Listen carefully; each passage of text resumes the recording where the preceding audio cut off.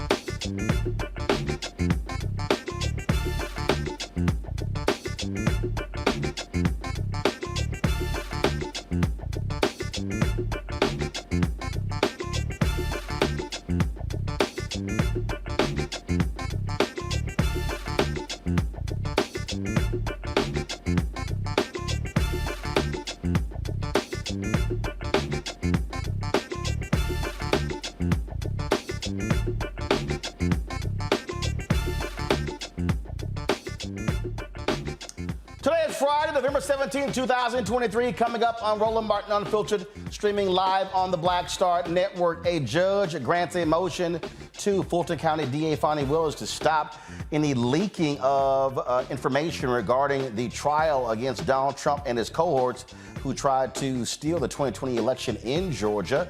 Also, one of those individuals, well, the brother, he may be going back to jail for witness intimidation. We'll talk to a former assistant district attorney who's now an attorney there in Atlanta about all of the things happening this week in Fulton County. Folks, runoff election in Louisiana Saturday. We will talk with the head of the Louisiana Democratic Party, who's been under fire for their performance. We'll also talk with the candidate for Secretary of State. Also, folks, a lot of other issues we're focusing on, including a hot topic since Thursday, and that is the shocking accusations against Sean Diddy Combs in an explosive lawsuit filed by a former girlfriend, Cassie. We'll give you those details. And also the NYPD announces he is not under criminal investigation, so you definitely want to check that out. And also, y'all, there's hilarious video. So y'all been hearing all these people talk about how where places you can't take women on first dates. Well, this black mama done had enough. And man, did she post a video that has gone viral calling out a whole bunch of sisters who she said trying to freeload off her son and other men. I'm gonna show that to y'all. It's time to bring the funk on Roland Martin Unfiltered on the Black Star Network. Let's go. He's got it. Whatever the miss, he's on it. Whatever it is, he's got the scoop, the fact, the find. And when it breaks, he's right on time and it's rolling. Best believe he's knowing. Putting it down from sports to news to politics. With entertainment just for kicks, he's rolling. It's on go, roll, y'all. It's Roland Martin, yeah. Rolling with Roland now. He's funk, he's fresh, he's real, the best, you know he's Roland Martin now.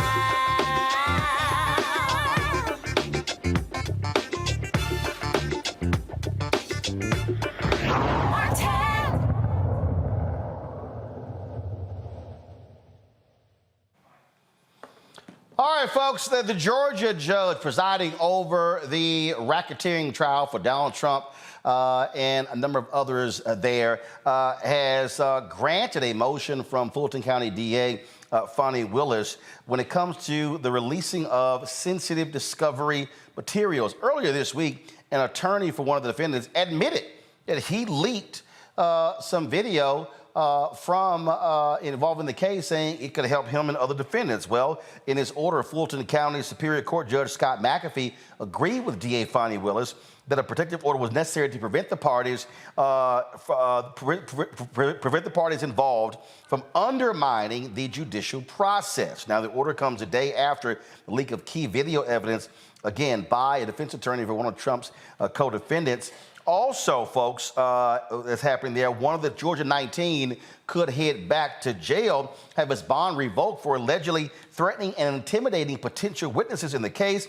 Fulton County DA Fonnie Willis cited Harrison Floyd's social media posts and broadcast interviews as violations of his bond agreement not to interfere with witnesses. Willis pointed out Floyd's November 1st post that flagged Secretary of State Brad Raffensperger and his aide Gabriel Sterling, who said the Georgia election was conducted without widespread fraud.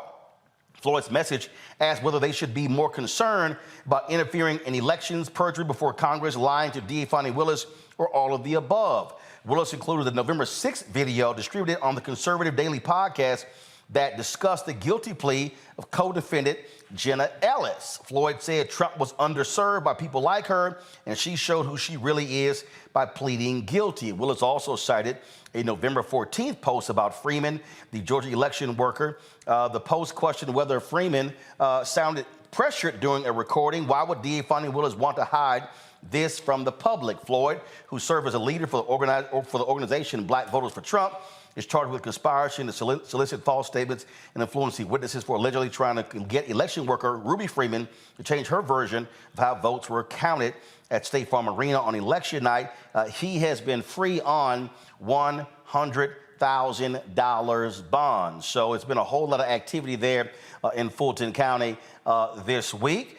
Joining us right now is a former assistant district attorney who is now in Atlanta, attorney in Atlanta, Jonquel Neal. Glad to have you on the show. So, been kind of busy for the DA this week, Jonquel?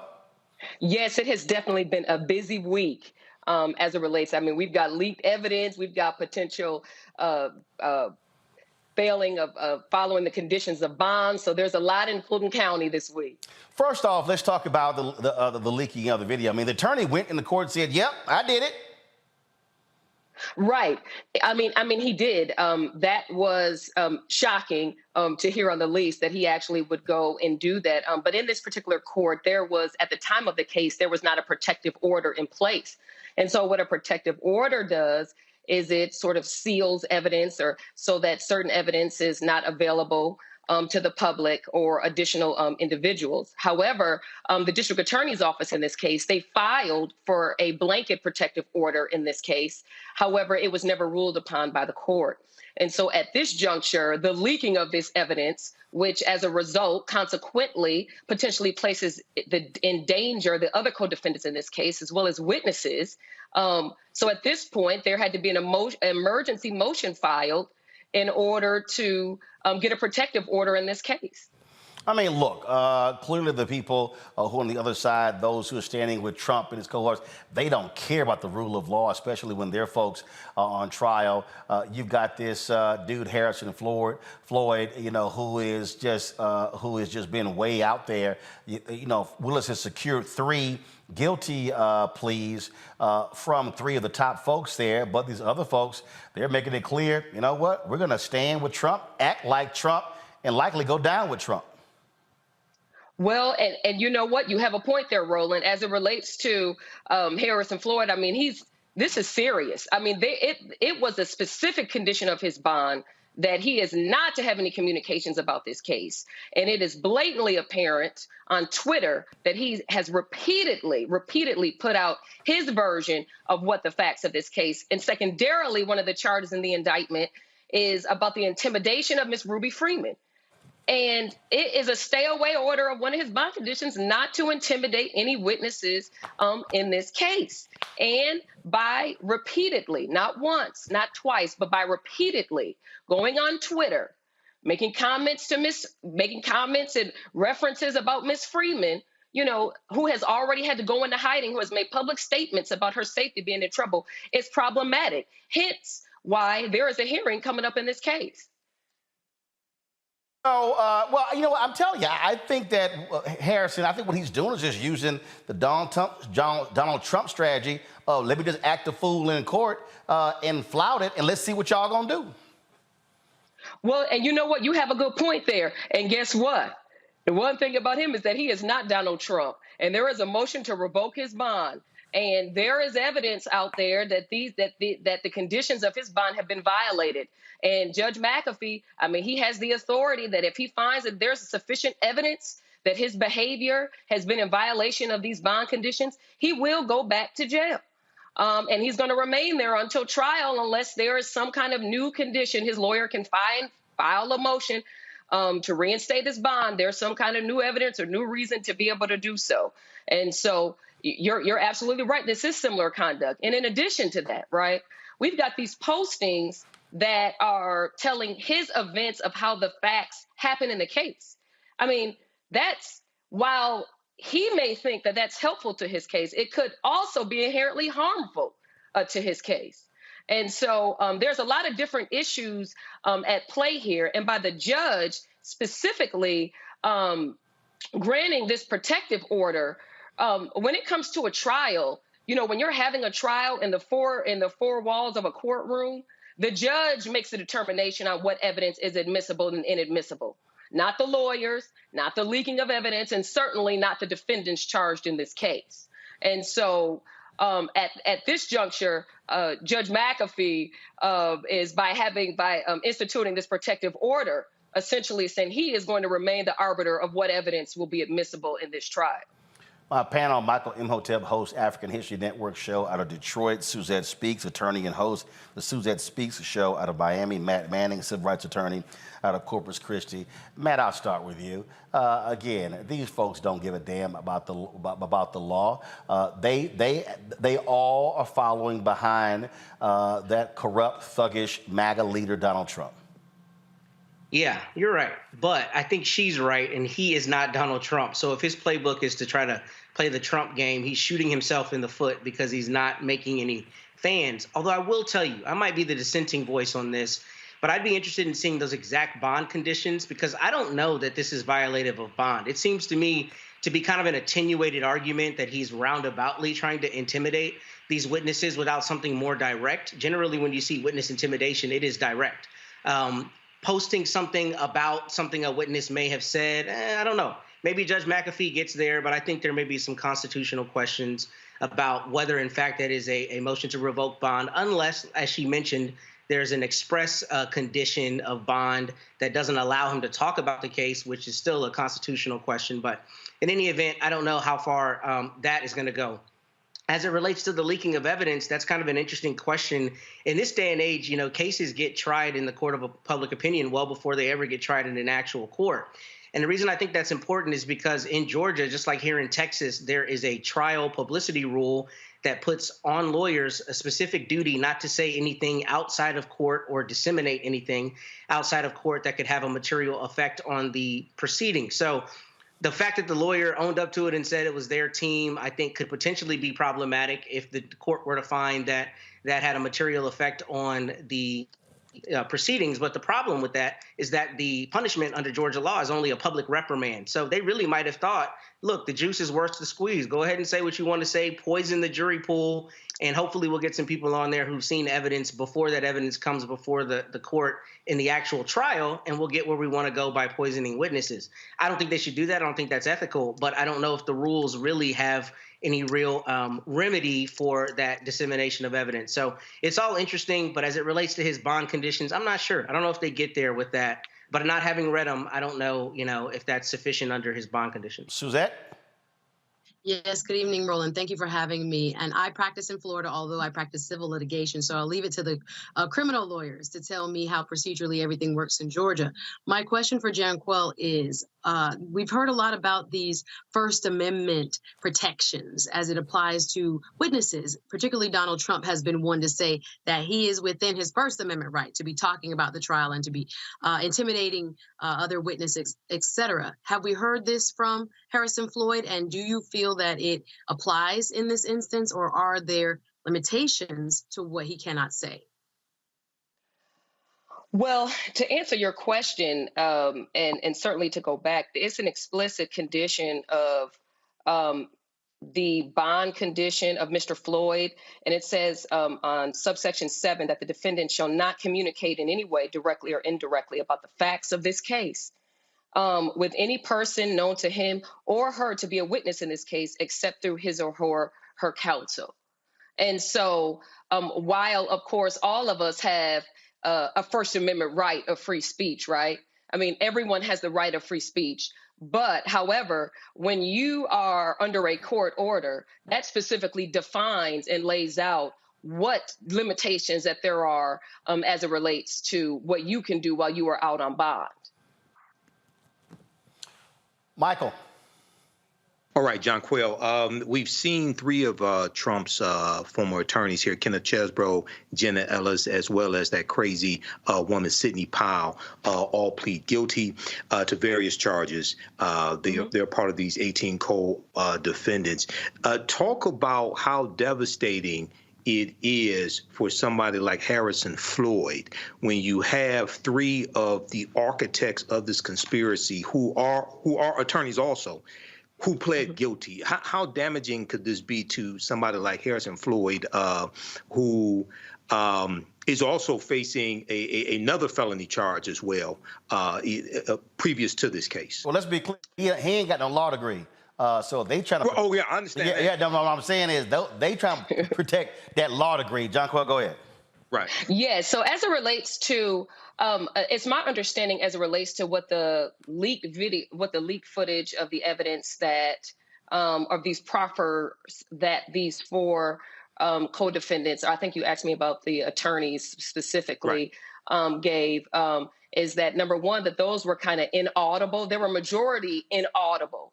The specific portions that were audible and that have been reported on by the press, they don't make any specific mention to Harrison Floyd that we know of at this time. So it's very unclear as it relates to what specifically their proffers and what information they have and how that directly impacts Mr. Floyd.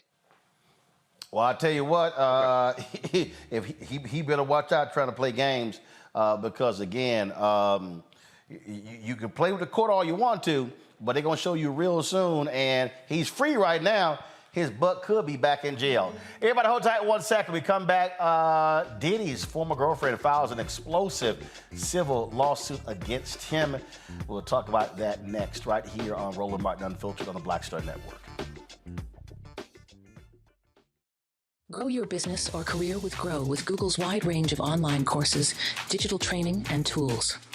Gain in-demand job skills with flexible online training programs designed to put you on the fast track to jobs in high-growth fields.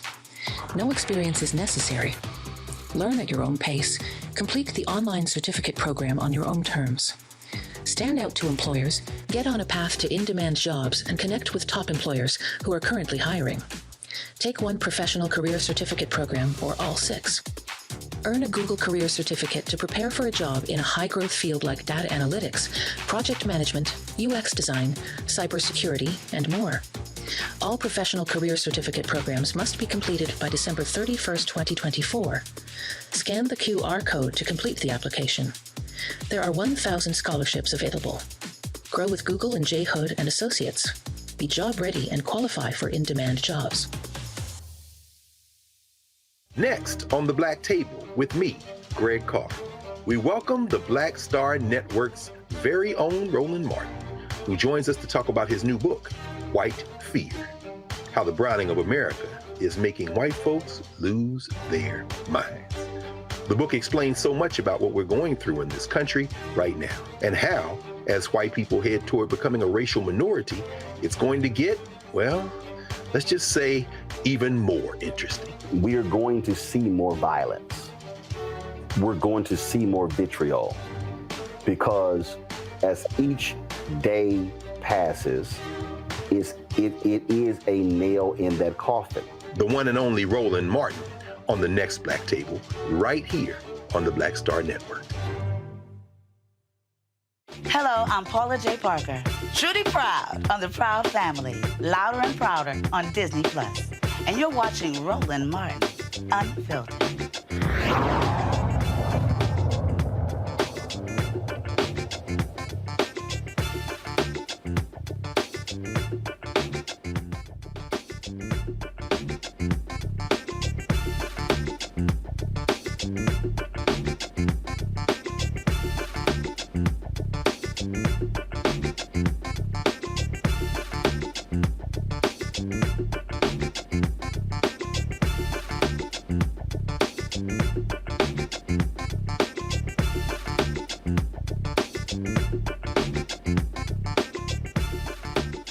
All right, folks, NYPD says Sean Diddy Combs is not under a secret criminal investigation.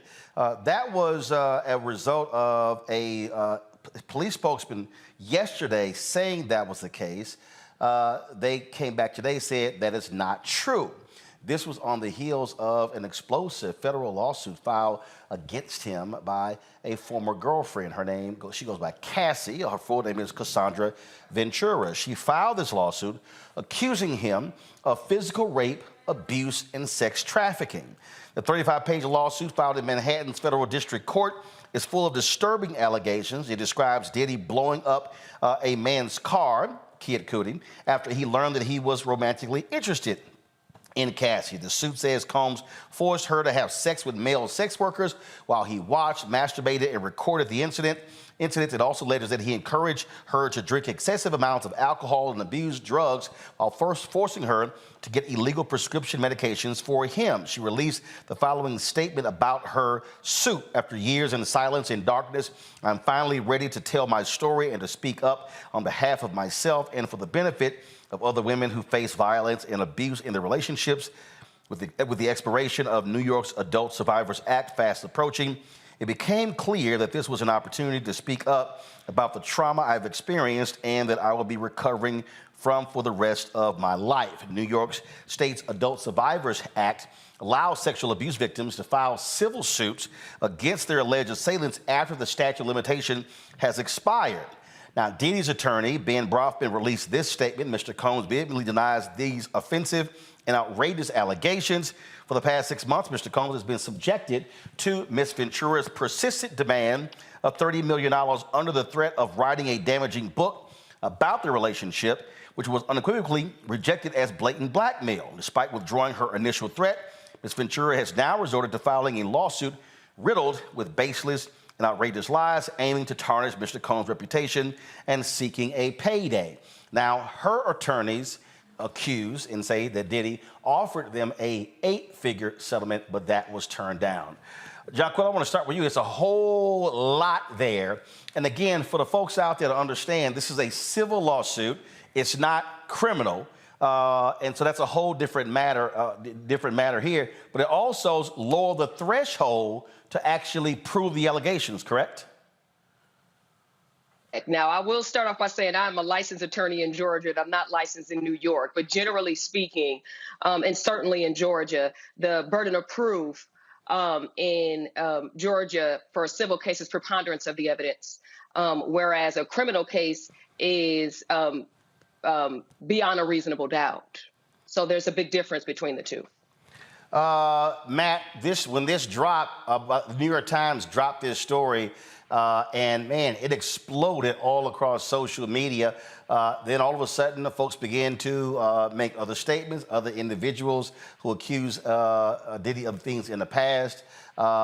This is one of those stories that it has everything for entertainment media: sex, drugs, abuse, you name it, high-profile individuals, rich folks. And so this is definitely one that people are talking about.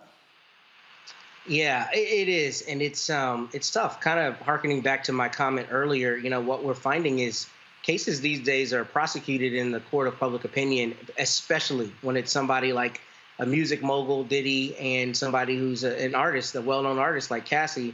I'll say this is a difficult, thing to truly analyze because at the outset, he's not being prosecuted criminally, as you mentioned, but, our legal system is predicated on the idea of innocence until you're proven guilty. This is not a criminal case, but the same principle, right? The lawsuit hasn't been proven yet.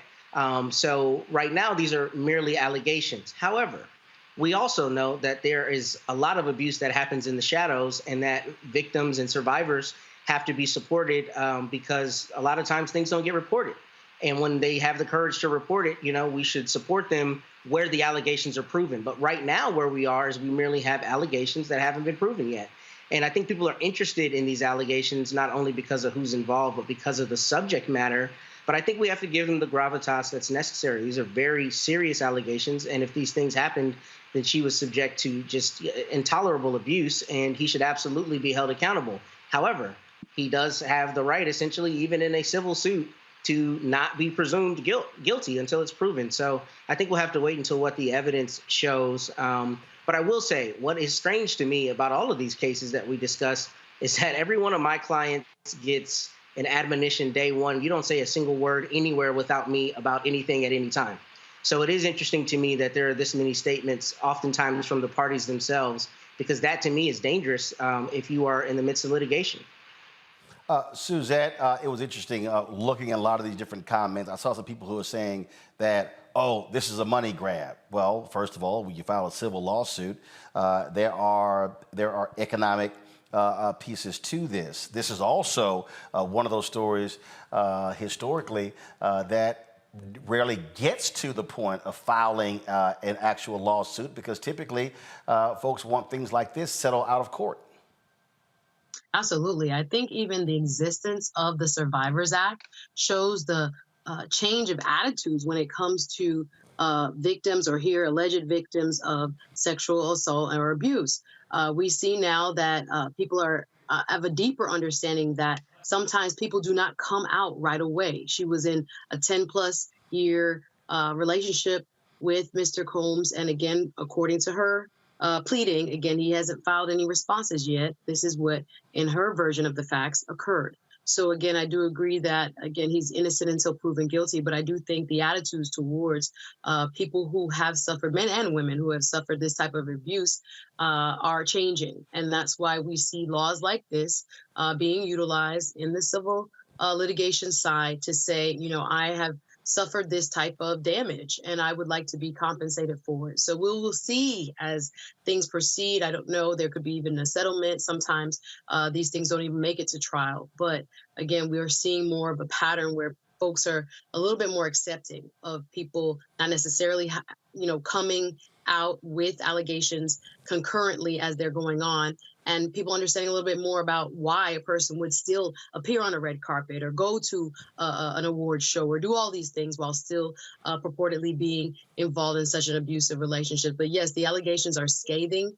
The damage has already been done, I would say, to his reputation. I think it'll be a very tall order to try to recover some of that ground in the court of public opinion. But we have to wait and see what evidence is presented. Michael, this lawsuit comes, a couple of weeks after L.A. Reid was hit with a lawsuit by former music exec Drew Dixon.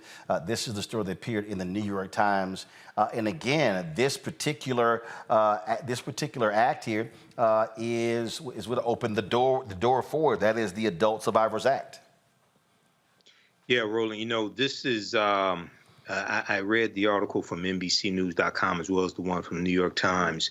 And I looked at a lot of these allegations, and right now it is true that these are just allegations, but these are devastating allegations. I know you opened and talked about, these are maybe types of stories that some people like to hear, or they're in entertainment. These are sickening allegations, okay?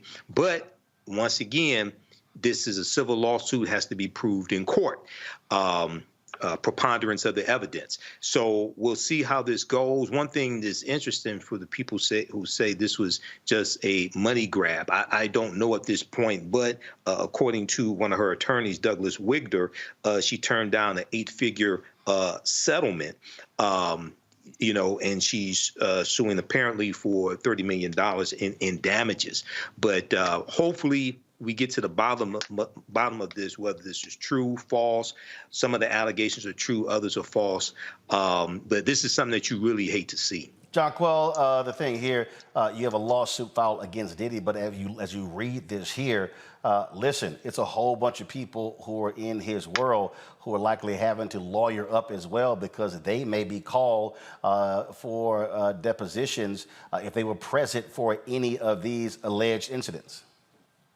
Yes, I mean, you're absolutely right. With this specific case, kind of what some of my colleagues have also said on the show tonight is that, what we have in Cassie's case is called a delayed disclosure. And those are extraordinarily common. During my time as a special victims unit prosecutor at the DA's office, where I prosecuted solely rape cases and crimes against women and children, majority of those cases were delayed disclosures. And sometimes some victims don't disclose, some disclose right away, and then some don't disclose for years, right? And then just think about the public nature of what's involved with who she is and who he is. And also to kind of add to what he said about, is this just a money grab? Think about what she knows, what she's going to have to go through by making these very, very public allegations against Diddy, or what he calls himself, ironically, what he calls himself now is Love, which is ironic as it relates to the allegations that she is making against him. And certainly you're absolutely correct as it relates to the individuals that are in his camp or that may have been witnesses. I suspect that if this case does go to trial, that Cassie's attorney are going to subpoena all witnesses, whomever would be able to corroborate some of the things that she's been through. All right. Well, we'll see what happens next. Jonquil, we certainly appreciate you joining us on today's show. Thanks a bunch. Thank you for having me, Roland. Have a good night. All right. Got to go to a break. We come back, folks. Lots more to talk about. Louisiana Democrats are trying to save as much as they can, and that is the dignity after blowouts in the primary. They got 3 runoffs tomorrow. Let's see what happens. We'll be talking to one of the candidates for Secretary of State. Plus, we'll be talking with the head of the Louisiana Democratic Party, who was under fire from all quarters in that state. Also, we will talk about one of the things that's happening, and we've had these stories before, where we've talked about land grabs in this country, what is happening to African Americans in many of these places. Well, ProPublica has a particular story that deals with a variety of state universities uprooting black communities. Right. We've seen this all around the country.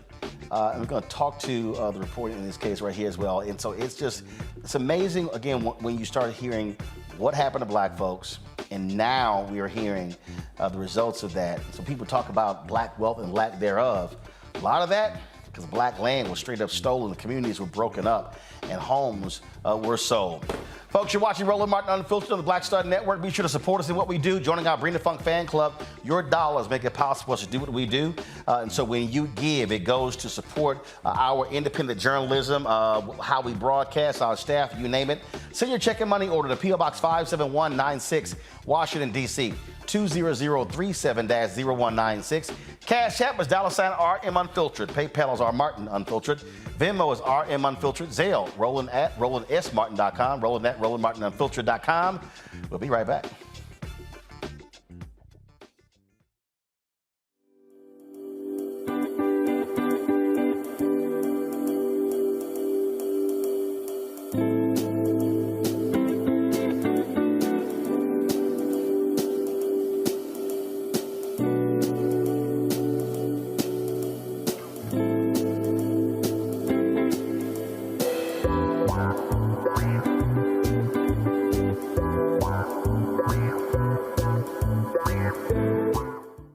Next on the Black Table, with me, Greg Carr, working under the constant threat of violence. Nearly 50 bomb threats over dozens of HBCU campuses. In 2022, we'll talk to our HBCU Master Teacher Roundtable about the stress, the strain, the frustrating lack of answers, and real community-grounded solutions to the threat of violence we face at HBCUs today.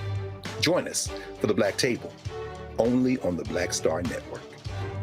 When you talk about blackness and what happens in black culture, we're about covering these things that matter to us, speaking to our issues and concerns. This is a genuine people-powered movement. There's a lot of stuff that we're not getting. You get it, and you spread the word. We wish to plead our own cause Too long have others spoken for us. We cannot tell our own story if we can't pay for it. This is about covering us. Invest in black-owned media. Your dollars matter. We don't have to keep asking them to cover our stuff. So please support us in what we do, folks. We want to hit 2,000 people, $50 this month, raise $100,000. We're behind 100,000, so we want to hit that. Y'all money makes this possible. Check some money orders. Go to P.O. Box 57196, Washington, D.C. 20037-0196. The Cash App is $RM Unfiltered. PayPal is R Martin Unfiltered. Venmo is RM Unfiltered. Zelle is Roland at RolandSMartin.com. Hi, I am Tommy Davidson. I play Oscar on Proud Family, Louder and Prouder. I don't play Sammy, but I could. Or I don't play Obama, but I could. I don't do Stallone, but I could do all that. And I am here with Roland Martin on Unfiltered.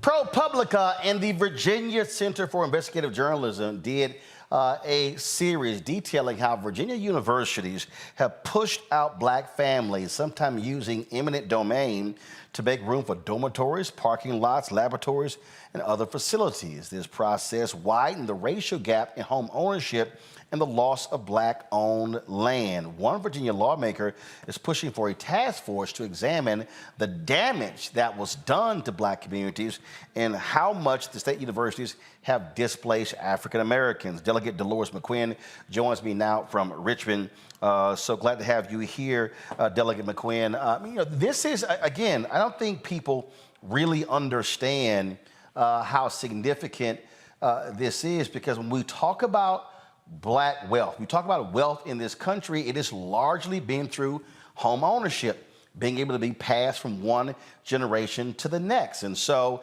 when you talk about eminent domain, you're not necessarily getting fair market value for that particular land, and you don't have the ability for it to see it to grow and prosper, build up equity, and not be able to pass on. Mm-hmm. You're absolutely right, Roland. And let me first of all say thank you for this opportunity, and thank you for all the work that you have done and how you make certain that the unadulterated truth is told about history. But you're absolutely right. For Black people, land ownership was one way of establishing, or a pathway to establishing generational wealth.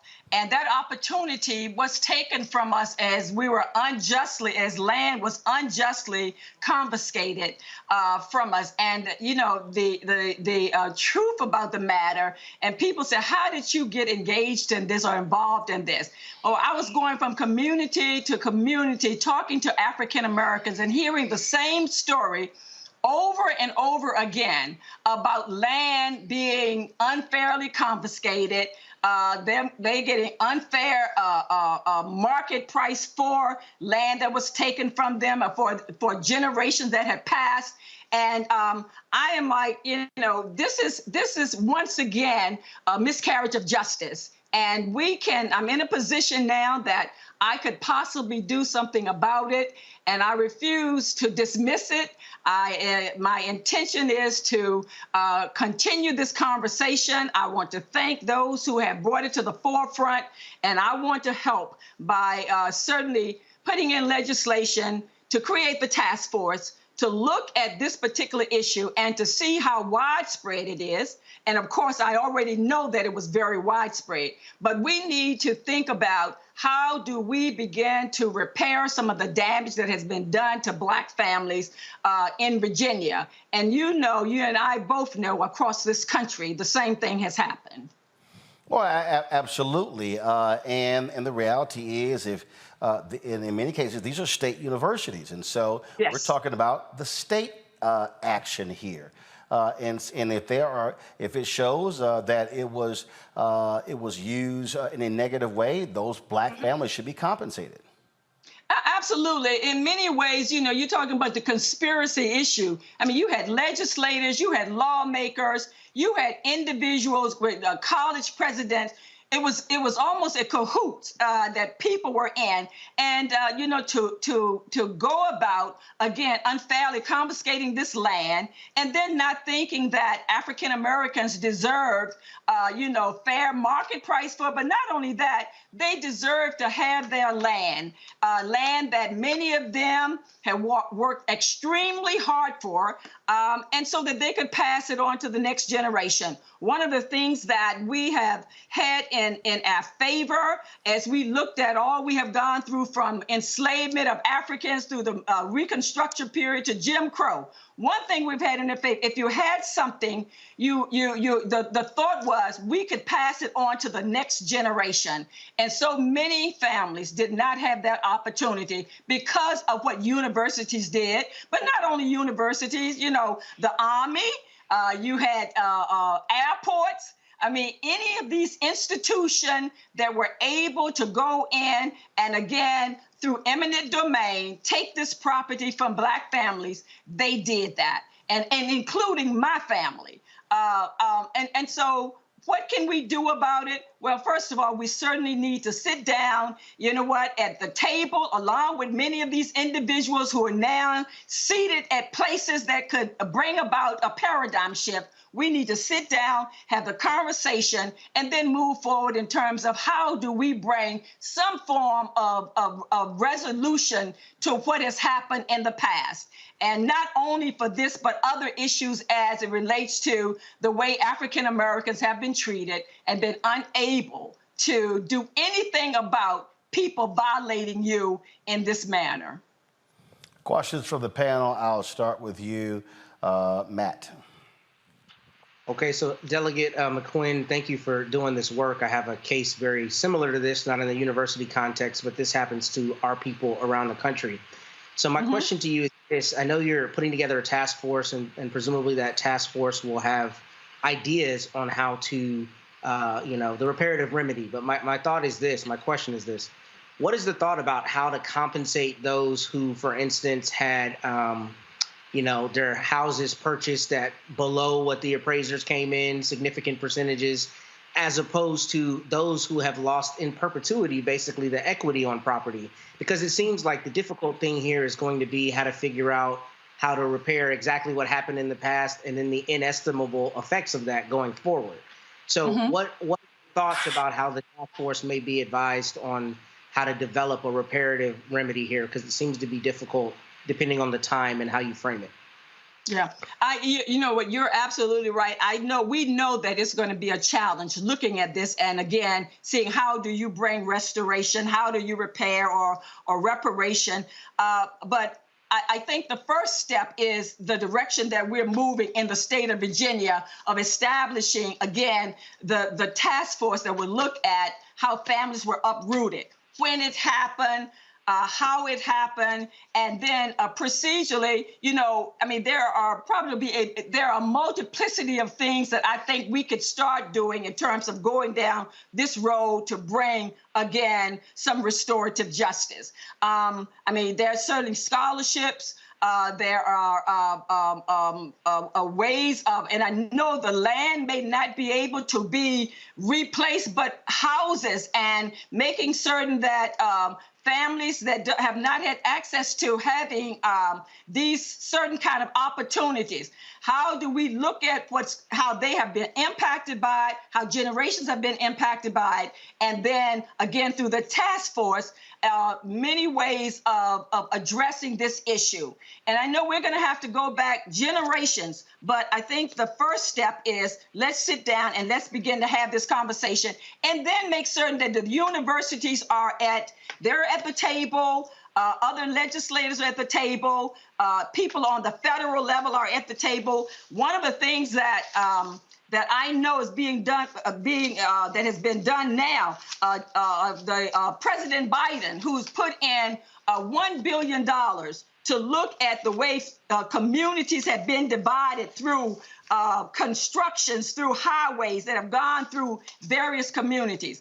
Those are, and it may very well be some opportunities there with those funds that he has certainly put in place to be used, this pool of money, to reconnect families and reconnect communities. So I think there are many ways. We have not sit down. This task force has not been established yet, but I am certain, just based on individuals that I've already talked to, they're going to come with many of suggestions in terms of how we address these particular issues.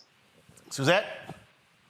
Thank you again, Delegate McQuinn, for what you're doing. This sounds to me like in the South African model, the Truth, Justice, and Reconciliation commissions that were held, that we need to put into the record of state government what exactly happened. That way we can start moving towards a remedy. My question to you is, what do you think the schools' positions have been or will be? I know in cases such as Georgetown, where they had explicit ties to owning slaves and other institutions, there are several here in Virginia, public and private. I've seen UVA mentioned, Old Dominion and others. Have they put out any responses? Are they open to, I've seen that one president was talking about walking through the old neighborhood. Okay, thank you for the walk. But what are we really doing, and where are they? Are they kind of moving ahead on this issue without the task force? Or what is their current position? You know, there are some promises here that I think promising, initiative. On Monday, one of the administrators from the university came to me and said, Delegate McQuinn, you know, what you are exploring, we stand with you. As an administrator at the university, we want to do whatever we can to help. And they did inform me that they were already looking into some things, but they said the decisions have been made to make certain that they're at the table to help bring about some kind of resolution. And so that to me is relatively promising, but it remains to be seen what will be done. I'm going to take them at their word, and I'm going to certainly hold everybody accountable in terms of helping us to get to a place where these families feel that there's some kind of restitution. Michael? All right, Delegate Dolores McQuinn, thanks for your effort in this. And this is an example of how history is leading towards legislation to help repair this type of damage. I know this is a work in progress, and there have been a series of articles from ProPublica and the Virginia Center for Investigative Journalism. But have you heard any estimates about the dollar amount in lost land value that has been stolen from African Americans and maybe lost wealth? Any estimates? And secondly, very quickly, what has been the response in Virginia, where we know in August 1619 those 20-odd Africans were taken into Virginia? What has been the response from Virginians surrounding this revelation? Well, you know, let me answer the first question. The last question first. The response has been good. The response has been good. And a part of this came about because of families that were represented that are in the district in which I represented, who was bringing to me information about how land was taken, information about them owning land, and even up into the early 2000s, how some land that was a part of the family's land that had been since the emancipation of slavery, and all of a sudden, because resources was not made available and they didn't have the paperwork that they needed, the deeds to the land, that the land was sold. And so this is even something that even within the last 20 years have been happening. And there, you know, many folks have called. They are happy and excited about what we're doing, and they're waiting in anticipation, first of all, to tell their story, but also to make certain that they support these efforts. And we're going to need support from the community about this, for this. But I think that in Virginia, many communities are ready and they're willing to step up into the plate and to share what they can in terms of what has happened. One of the other things that I have done as it relates to this, that was in 2020, a commission was created to look at slavery, the issue of slavery, and the present day impact on African American communities and African Americans, whether it was economically, in housing, in education, every aspect of our lives. And a report will come out actually in January. So this is some ongoing work, and land and housing has been a part of this. And so I'm hoping that that report that comes out will also help lead us or give us some information and support in this effort for this commission. So we're well on our way. Absolutely. Keep up the good work. I think Matt had another question. Okay. Yeah, I did. Thank you, Delegate McQuinn.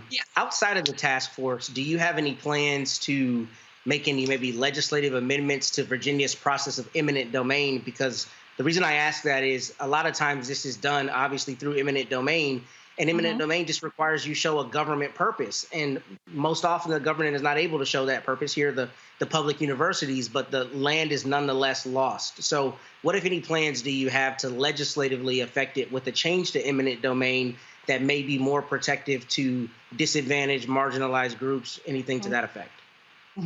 I have not.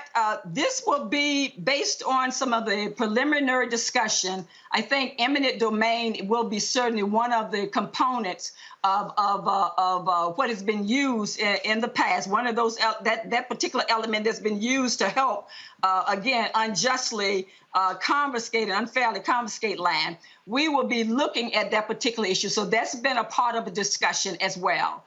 We have not come to any, again, decision yet, but certainly that has been discussed. Thank you. All right, Matt, that's it? That's it. No further. I'm just messing with you. All right, Delegate Dolores, we certainly appreciate it. Thanks a bunch. Keep up the good fight, and let's hopefully our people can get some justice, delayed justice. Absolutely. Thank you, sir, and thank you for this opportunity. Appreciate it. Thanks so much.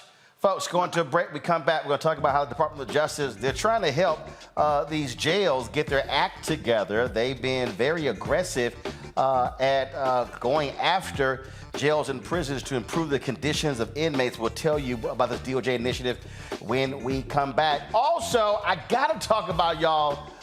This video, y'all been seeing all this stuff on social media. You can't take a woman on the first date to Cheesecake Factory, stupid, and a bunch of other stuff. Well, this black mama just got tired. She got sick and tired of a bunch of this, and so she posted a video. I gotta play it for y'all. I found it to be absolutely hilarious. We'll do that. You're watching Roland Martin Unfiltered on the Black Star Network. Hi, I'm Dr. Jackie Hood Martin, and I have a question for you. Ever feel as if your life is teetering and the weight and pressure of the world is consistently on your shoulders? Well, let me tell you, living a balanced life isn't easy. Join me each Tuesday on Black Star Network for a Balanced Life with Dr. Jackie.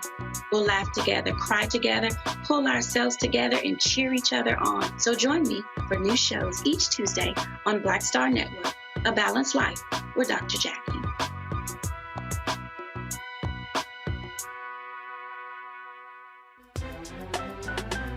I'm Faraji Muhammad, live from LA. And this is The Culture. The Culture is a two-way conversation. You and me. We talk about the stories, politics, the good, the bad, and the downright ugly. So join our community every day at 3 p.m. Eastern and let your voice be heard. Hey, we're all in this together. So let's talk about it and see what kind of trouble we can get into. It's The Culture, weekdays at 3, only on the Black Star Network. On the next Get Wealthy with me, Deborah Owens, America's Wealth Coach, inflation is on the rise. Interest rates are high. Can you still thrive during these uncertain times? On the next Get Wealthy, you're gonna meet a woman who's done just that, living proof of what you need to do to flourish during these uncertain times. These are times where you take advantage of what's going on. This is how people get rich or richer. That's right here on Get Wealthy, only on Black Star Network.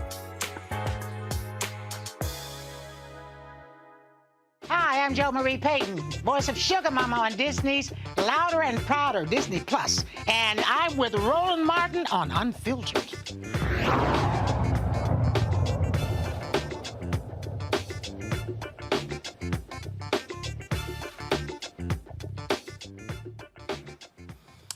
All right, folks, the Department of Justice, they have launched an initiative that they believe, or they hope will improve jail conditions, is to assist jail administrators in improving safety and standards. It's called the Jails and Justice Support Center. The mission is to help jails create and sustain safe, humane, and effective environments. The program will provide training, technical assistance, and referrals to other federal programs. The DOJ partnered with law enforcement experts to determine what sheriffs and jail administrators need. Now, the DOJ can investigate individual jails when they find patterns and practices that violate constitutional rights. The Jails and Justice Support Center aims to proactively help jail administrators deal with issues on the front end rather than investigating them on the back end, such as this. A fourth former California correctional officer who pled guilty to 6 counts of sexually abusing women inmates and 1 count of making false statements to the U.S. Department of Justice, sentenced to 8 years in prison. Andrew Jones confessed to sexually abusing prisoners between July 2020 and June of 2021 in multiple places in the Federal Correction Institution in Dublin. Jones is one of 8 FCI Dublin employees who have been charged with federal crimes involving sexual misconduct in the past 3 years. We've talked about this a lot, Suzette, how the DOJ has been extremely aggressive, far more so than the Trump administration. And really even, and we said it before, the Civil Rights Division has been, frankly, the most aggressive since Robert Kennedy was Attorney General. And holding these jails and prisons to a higher standard is necessary because for so many years, decades, abuse has been allowed, and because they're inmates, people go, yeah, whatever, I don't care. Yeah, we need checks and balances of our prison system. I think a lot of us, when we hear of prison reform, we have thought foremostly about sentencing, about what happens when it comes to the charging of folks, especially of folks of color, Black folks. What are prosecutors now looking at as far as sentence guidelines, et cetera?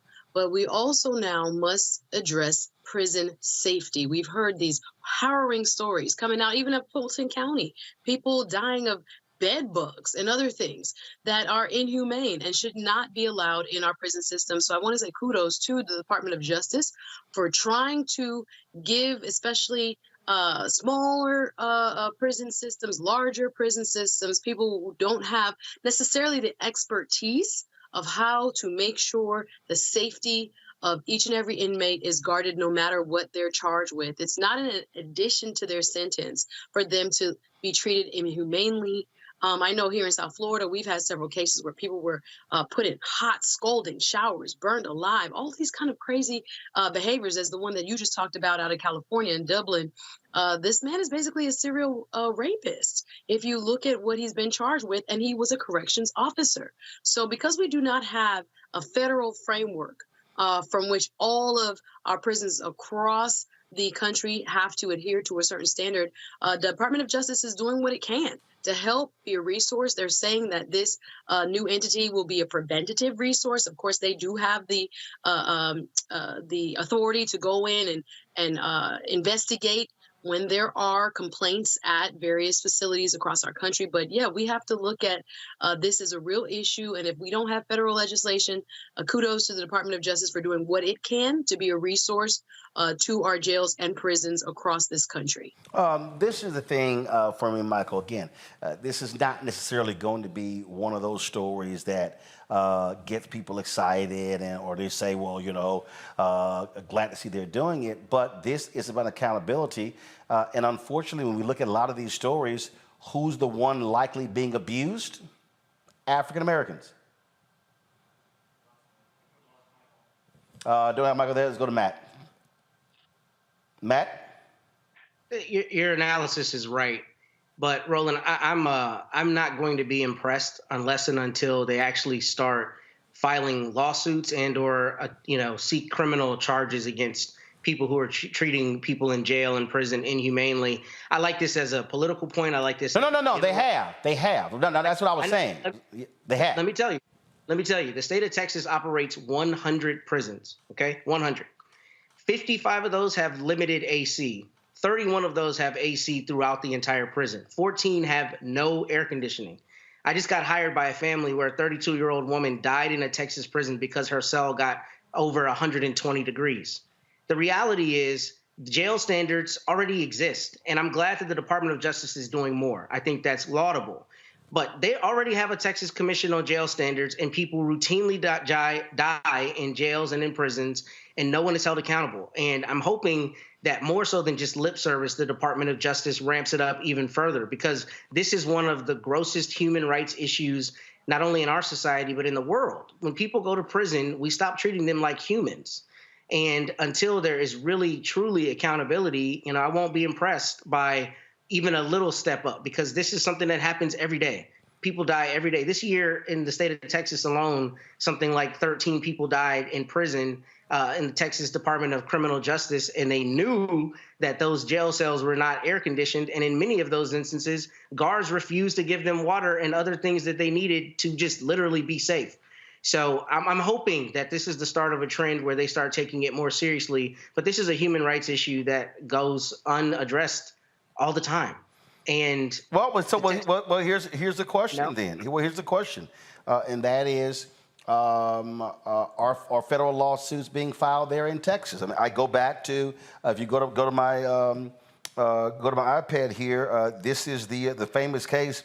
And again, I mean, the reason I can say this man's name, because I swear I heard it on the news dang near my entire life. Federal Judge William Wayne Justice, when he oversaw the Texas prison system, because it was David Ruiz who wrote a handwritten civil rights complaint against the Texas Department of Corrections that led to the federal takeover of the Texas prison system. Yeah. Is that happening? That is the exception to the rule. The actual rule is most generally applied where I file a lawsuit and the county or the state, files a 12B6 motion to try to pour me out saying I didn't file my claim correctly. And the vast majority of those cases get thrown out. It is climbing Mount Everest to vindicate your civil rights, especially in the Fifth Circuit. And while I like those outliers, that's an aberration. The truth is, most of the time something happens to someone in prison or in jail, it is extremely difficult to vindicate those rights. And that's not to say the Department of Justice does not play a very important role. I'm glad that they're doing more than is customarily done. But we are not being honest with ourselves if we act like there is accountability to what happens to prisoners in jails and in prisons. In prisons, it's considerably worse, because in jail, at least, you have your 14th Amendment rights. They're concerned. Maybe you're not convicted. But once you're a convicted prisoner, society doesn't care about you, including the very commissions that exist to make sure you're safe. So hopefully there will be a measurable change following this, and DOJ will really put the pedal to the metal on this. All right, folks, hold tight 1 second. Going to a break. We come back. Our Black and Missing of the day. And I got to play this video, y'all, of this black mama just going off over all these take me to the expensive dating joints. So we're going to talk about that and some other news of the day. Don't forget to support us in what we do. Joining our Brina Funk fan club. Senior check and money order to P.O. Box 57196, Washington, D.C. 20037-0196. Cash App, $RM Unfiltered. PayPal, R Martin Unfiltered. Venmo is RM Unfiltered. Zelle, Roland at RolandSMartin.com. Roland at RolandMartinUnfiltered.com. And be sure to get a copy of my book, White Fear, How the Browning of America is Making White Folks Lose Their Minds. Back in a moment.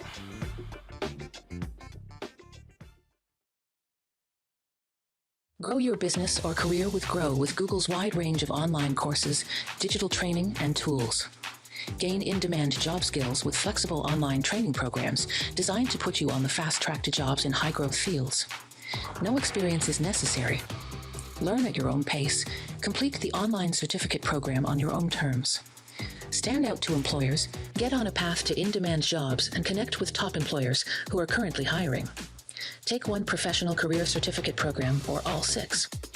Earn a Google Career Certificate to prepare for a job in a high-growth field like data analytics, project management, UX design, cybersecurity, and more.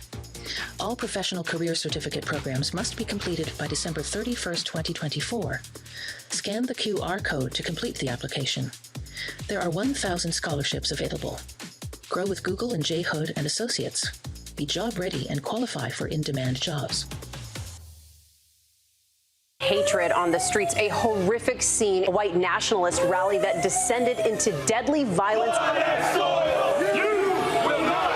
White people are losing their damn minds. As an angry pro-Trump mob storms the U.S. Capitol, we're about to see the rise of what I call white minority resistance. We have seen white folks in this country who simply cannot tolerate black folks voting. I think what we're seeing is the inevitable result of violent denial. This is part of American history. Every time that people of color have made progress, whether real or symbolic, there has been what Carol Anderson at Emory University calls white rage as a backlash. This is the rise of the Proud Boys and the Boogaloo Boys. America, there's going to be more of this. Here's all the Proud Boys, guys. This country is getting increasingly racist in its behaviors and its attitudes because of the fear of white people. The fear that they're taking our jobs, they're taking our resources, they're taking our women. This is white fear.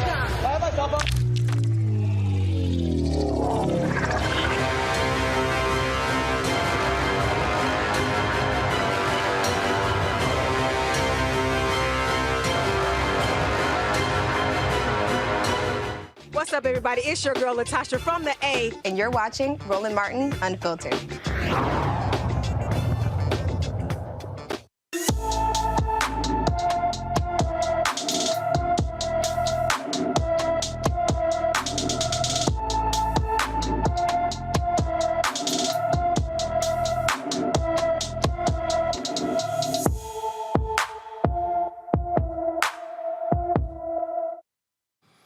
All right, folks, our Black and Missing for the day. Of course, this is a segment that we always focus on because it gets not enough attention from mainstream media. Isaac Price was last seen at the Hartsfield-Jackson Atlanta International Airport on November 11th. The 31-year-old is 5 feet 6 inches tall, weighs 161 pounds, with black hair and brown eyes. Isaac is diagnosed with schizophrenia and has been without his medication for the last few days. Anyone with information about Isaac Price is urged to call the Atlanta Police Department at 404-546-4235, 404-546-4235. Folks, in about 12 hours, Louisiana voters begin voting in several statewide runoff races, one closely watched race between Nancy Landry and Gwen Collins Greenup to be Secretary of State. Now, this is not the first time that Greenup has run for this office. Also, keep in mind, Secretary of State is crucially important when we start talking about our elections. She joins us right now. I'm glad to have you here. Gwen, how's it going?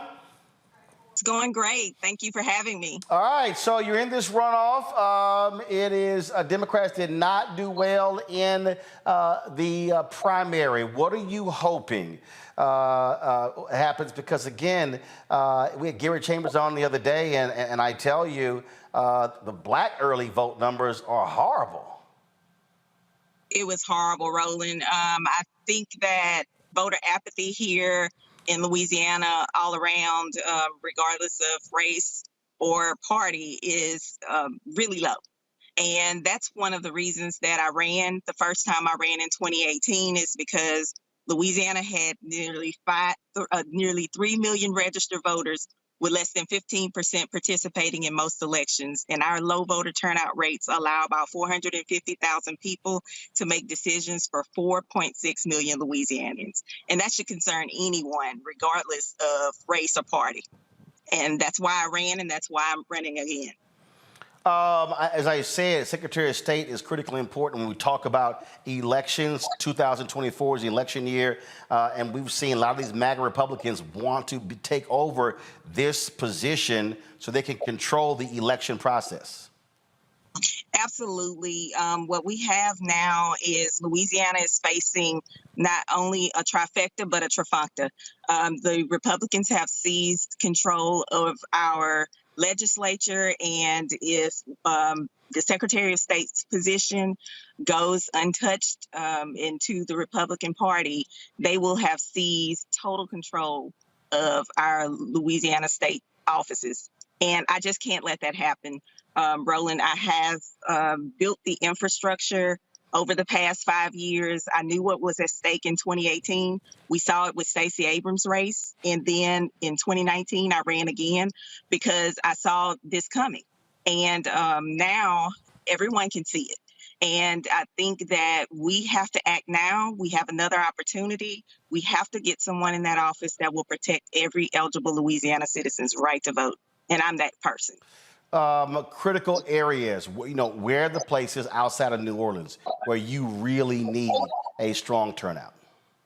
Roland, I need it from everywhere. I've ran this race before. The last time I ran, I got in the runoff and I earned 601,126 votes. I got 41% the first and the second time that I ran. First time was a special election. This time, this is the main event. This is serious business. We have a second majority Black congressional district at stake. And when I'm elected in that office, I'll be in the position to concede that we deserve that district. And as an accountant and an attorney, I will get the job done. I will concede and settle that suit so we can get that congressional district before the 2024 race.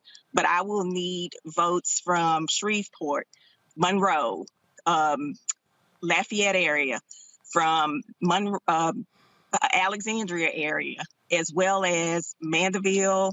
These are all of our large regions, Jefferson Parish, which is Metairie area. So we need the votes from all over. But more importantly, Roland, I'm the only candidate, the only Democratic candidate other than our governor that has actually pulled votes from rural areas. I was born and raised in a rural parish. I live in Baton Rouge, which is a metropolitan city area, the state capital. And I've built relationships around the state, and I have law offices throughout the state. And that has given me the infrastructure that I need to run a statewide campaign. And we've mounted a good campaign, and now we're trying to close it out and get the win on tomorrow. All right, then. Well, look, certainly good luck. Appears if you're out there campaigning, doing this from the car, so out there trying to get as many people as possible. Folks, don't forget, voting begins 7 a.m. Central, ends 8 p.m. Central. Be sure to tell your friends and family if you're in Louisiana to get out there and use their power. And I always say, if you don't vote, shut the hell up. Absolutely, Roland. Gwen, thanks a lot. Thank you for having me. All right, then. I tell you, Suzette, when I hear those numbers, I mean, there's nothing that ticks me off when I hear just those porous numbers. And people love to talk about what we need, what needs to happen, what they should be doing. But those who show up, they're the ones who are deciding who the leaders are. Absolutely. When I'm looking at some of these numbers, Louisiana, we got to get to it. It's tomorrow. Looking at some of the early voting returns just from a few weeks ago when the governor was at the top of the ticket, we're looking at currently 260,000-ish votes cast in early voting, which is only about 25% of the total electorate, those that are registered to vote. And we're looking at a half decrease from just a few weeks ago. Like half as many people voted early. So we have a lot of people still to get out there. And so there are a lot of voices that we need heard. And as you stated yesterday so eloquently on your show, Roland, there's so many decisions right now that we can't afford to just be on the sideline and hoping and praying and saying that we are going to penalize a certain party, therefore not do anything, because the ball keeps rolling. Power is still in the hands of others who don't have our interests at heart. So they're continuing to make the rules. They're continuing to set the agenda. And again, we are oftentimes not included in that agenda. I just was on Faraji's show, Faraji Muhammad, on the culture. We were talking about Jeff Landry, who is the governor-elect, who is talking about withholding funding from protecting the city of New Orleans from saltwater intrusion until he sees some stronger measures passed against women who were seeking services for termination of pregnancy. Now, this is beyond his scope in terms of what a governor should be doing, but we're seeing all of these very radical and extreme views by folks who are now elected because of the low turnout, right? And again, as she said, a very, very small portion of total citizens there in Louisiana are making the decisions for everyone. So we really have to take that to heart, guys. Tomorrow, when you get out and vote, Baton Rouge, New Orleans, all over, there are a lot of votes left to be cast. And again, she will be a counterweight to Jeff Landry as governor-elect. So we need folks to be responsive and to cast their ballots. Michael. You know, Roland, we've talked about Louisiana the past few weeks. We had Omari Hossain on, as well as Gary Chambers. And what I see is that there's a clear disconnect, especially in Louisiana with African Americans, but also in the New York Times article that talked about how close to, I think, about 22% of African Americans say they will vote for Donald Trump. There's a clear disconnect between policies that you claim that you want and actually understanding how to get those policies put in place and who can put those policies in place. So in all this is also connected to understanding history. The conversation that we had with the delegate from Virginia is showing a clear connection between historical events and conditions, and then understanding how to address those conditions that are harming African Americans. So hopefully people, African Americans, turn out on Saturday, but we have to really focus on getting this information out to our people and connecting history, economics, law, and politics. You know, Matt, look, we talked about this in Texas. 75% of voters 30 and under didn't even vote in 2022. So it's when I hear young folks, you know, complain about this, that, and the other, again, 75%. I mean, the reality is this here. If 25% of those voters actually voted, guess what? Greg Abbott wouldn't be governor. Dan Patrick would be lieutenant governor. If they turn out in the way they should this year, Ted Cruz in 2024 won't get reelected. But saying it is one thing, doing it is another. That's exactly right. And, you know, I think obviously we're at crisis points around the country, but I think Suzette said it brilliantly that at least in this race in particular, she is needed to be a counterweight to Jeff Landry.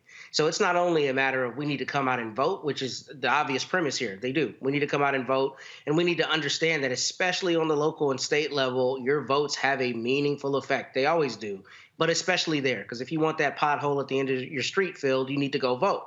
But in particular, when you're talking about a state that is trying to and has historically diluted the voting power of Black people, you need somebody in the Secretary of State's office who is going to make sure that Black people are not continuously having their right to vote being attacked in these parishes. Because the reality is, we're not talking the 10,000 foot level. We're talking when, you know, Big Mama goes to vote and somebody makes it hard for her to vote, or her provisional ballot doesn't count, or all the ways that happens and it gets combined into diluted power. So this sister is particularly important in Louisiana because you see right now that the Fifth Circuit, of all places, actually said that their map was unconstitutional and they've got to redraw it. And that shows there's an assault on Black voters and an assault on Black people's participation in democracy. So even more so than normal, it is imperative that Black Louisianans and all people who really care about right happening in our state house or their state house come out to vote tomorrow so that she's in place to protect their rights. Absolutely. Hold tight 1 second. We come back. We'll talk with the head of the Louisiana Democratic Party.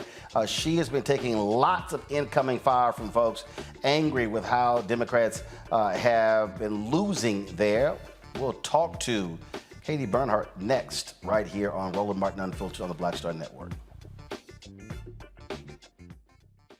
I'm Dee Barnes, and this week on The Frequency, we talk about school to prison pipeline, book bans, and representing for women's rights. The group Moms Rising handles all of this. So join me in this conversation with my guest, Monifa Bendelli. This is white backlash. This is white fear that happens every time Black people in the United States help to walk the United States forward towards what is written on the paper. Right here on The Frequency on the Black Star Network.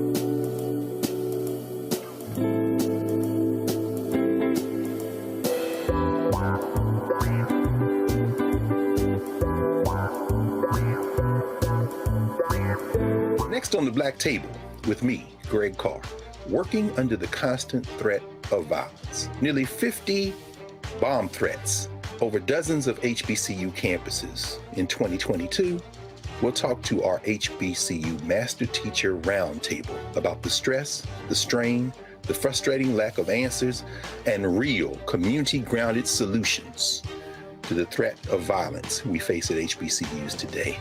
Join us for the Black Table, only on the Black Star Network.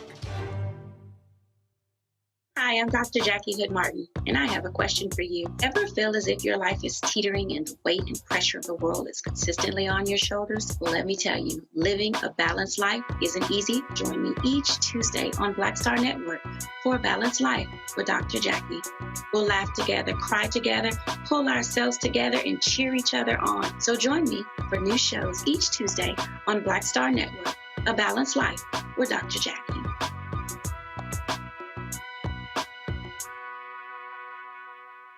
My name is Lena Charles, and I'm from Opelousas, Louisiana. Yes, that is Zydeco capital of the world. My name is Morgan Chappelle. I'm from Dallas, Texas, representing the Urban Trivia Game. It's me, Sherry Shepard, and you know what you watch. Roland Martin on Unfiltered.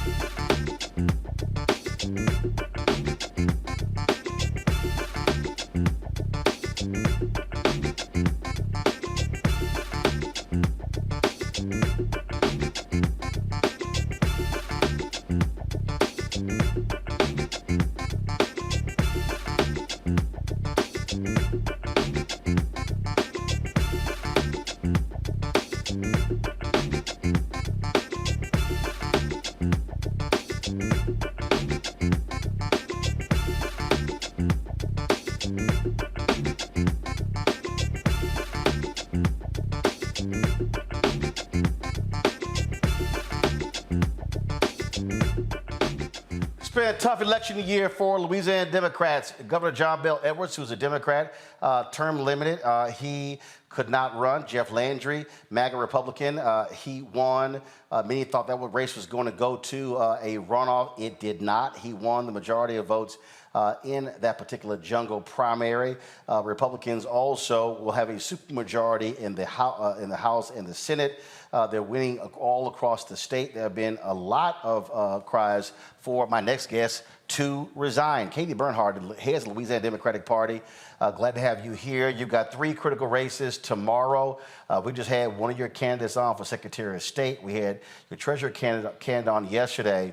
What in the world, what is going on in a state where you have the second largest concentration of black folks in the country? You can't get them to come out and vote. What's going on with your party? Well, one, we have a lot of voter apathy this year, and it's been very indicative in the number of people we've seen coming out to vote. A big part of that is the lack of investment in our field operations and our GOTV efforts. We have to up that, but we also have to tell people that it is each of our responsibility to get people out to vote. All of us need to come together and work to get voters out across the state. I wish I could say it was a simple problem and a simple solution, but money does help. There has been a shortage of funding for our candidates this cycle. I'm very proud that we fielded a statewide slate of candidates, but we also have to all come together to work hard to get our candidates out. And that has been a real struggle this year. In particular, I'll say when we had John Bel Edwards on the ticket, we had about $9.8 million come through the party for GOTV efforts. And we've had less than $1 million this cycle contributed by those statewide candidates, which is, I think, a big part of us not having the turnout that we need to see. Although turnout across the board has been very low and troublesome. But you're the party chair. Did you not see this was coming? If you're tracking fundraising from the end of the 2022 midterm elections up to present day, was the signal being blared? I mean, you've got a Democrat who's in the White House. You've got Democrats who control the United States Senate. You've got Cedric Richmond, who is a critical advisor to the president. You've got Congressman Troy Carter, who's on your executive committee. So what happened here? Everyone knew John Bel Edwards couldn't run again. And also, what did he do? A lot of energy was spent by Democrats to target a fellow Democrat in the New Orleans area. So what were your Democrats doing, and who was saying, hey, we're going to need money if we're going to try to win and keep Republicans from completely controlling the state? Well, that's a multi-part question there. Obviously, we have wonderful leadership within our party. I think we're very fortunate to have our senior advisor to the DNC and Cedric Richmond, Congressman Carter, representing us on the federal level. I'm very proud of the work they do and their contributions to our party. I think that it was a complicated election year. I think that we had Sean Wilson at the top of the ticket, who is clearly a very, very qualified candidate for governor. But the funding from within state was just simply not going to be there in the primary. Even John Bel Edwards struggled in state in his primary elections. The money needed to come nationally, and that was a real struggle. Look, Sean Wilson got in with less than a year on the clock. And that is a struggle to begin with, right? We had someone that had been preparing for many, many years to run for governor in Jeff Landry. So we were behind the clock, and we worked tirelessly to get someone to run for governor. It was not an easy lift. It was not an easy lift to get people to run statewide in the conditions that we have in Louisiana right now. But I'm grateful that the people that stepped up to run did run, and they're working hard across the state. We do need people to contribute to our statewide candidates. I'm confused. If everyone knew that John Bel Edwards couldn't run again, so you had 4 years to find somebody, why was it so hard to find somebody to run for the #1 office in the state? I mean, I think there's a lot of reasons for that, right? One, it's a difficult job. Also, the fact that we also tend to go back and forth. We go Republican, Democrat. And people did not want to run in the race that we had with Jeff Landry running for many years with a whole lot of money. He was very well equipped for this and very well prepared for this. We were behind on that before we ever got started, and we knew it. But we did have Sean Wilson step up, and like I said, I'm very, very grateful he did. He was a tremendously qualified candidate, definitely had the best resume of the bunch, and would have been a great administrator for the state. But that doesn't mean that all the money comes right away, and it doesn't mean that the national money comes. Some of the things that national donors are looking for is head-to-head polls with us winning, which is very hard to do when you get in as late as he did. When you look at how poorly, not just when it came to one race, but multiple races, normally when that happens, heads have to roll. People have been calling for you to step down. After tomorrow's runoff, are you going to quit? Are you going to resign and bring in new leadership? Because I hear everything that you're saying, but it still boggles my mind to have the number of African Americans in your state, the second largest concentration of black voters in the country, having no apparatus to turn those folks out. The reality is, if you don't get significant black turnout, no Democrat is going to win. And then for Republicans to take control of the entire state apparatus under your watch, why would folks have faith that you could lead them in 2024?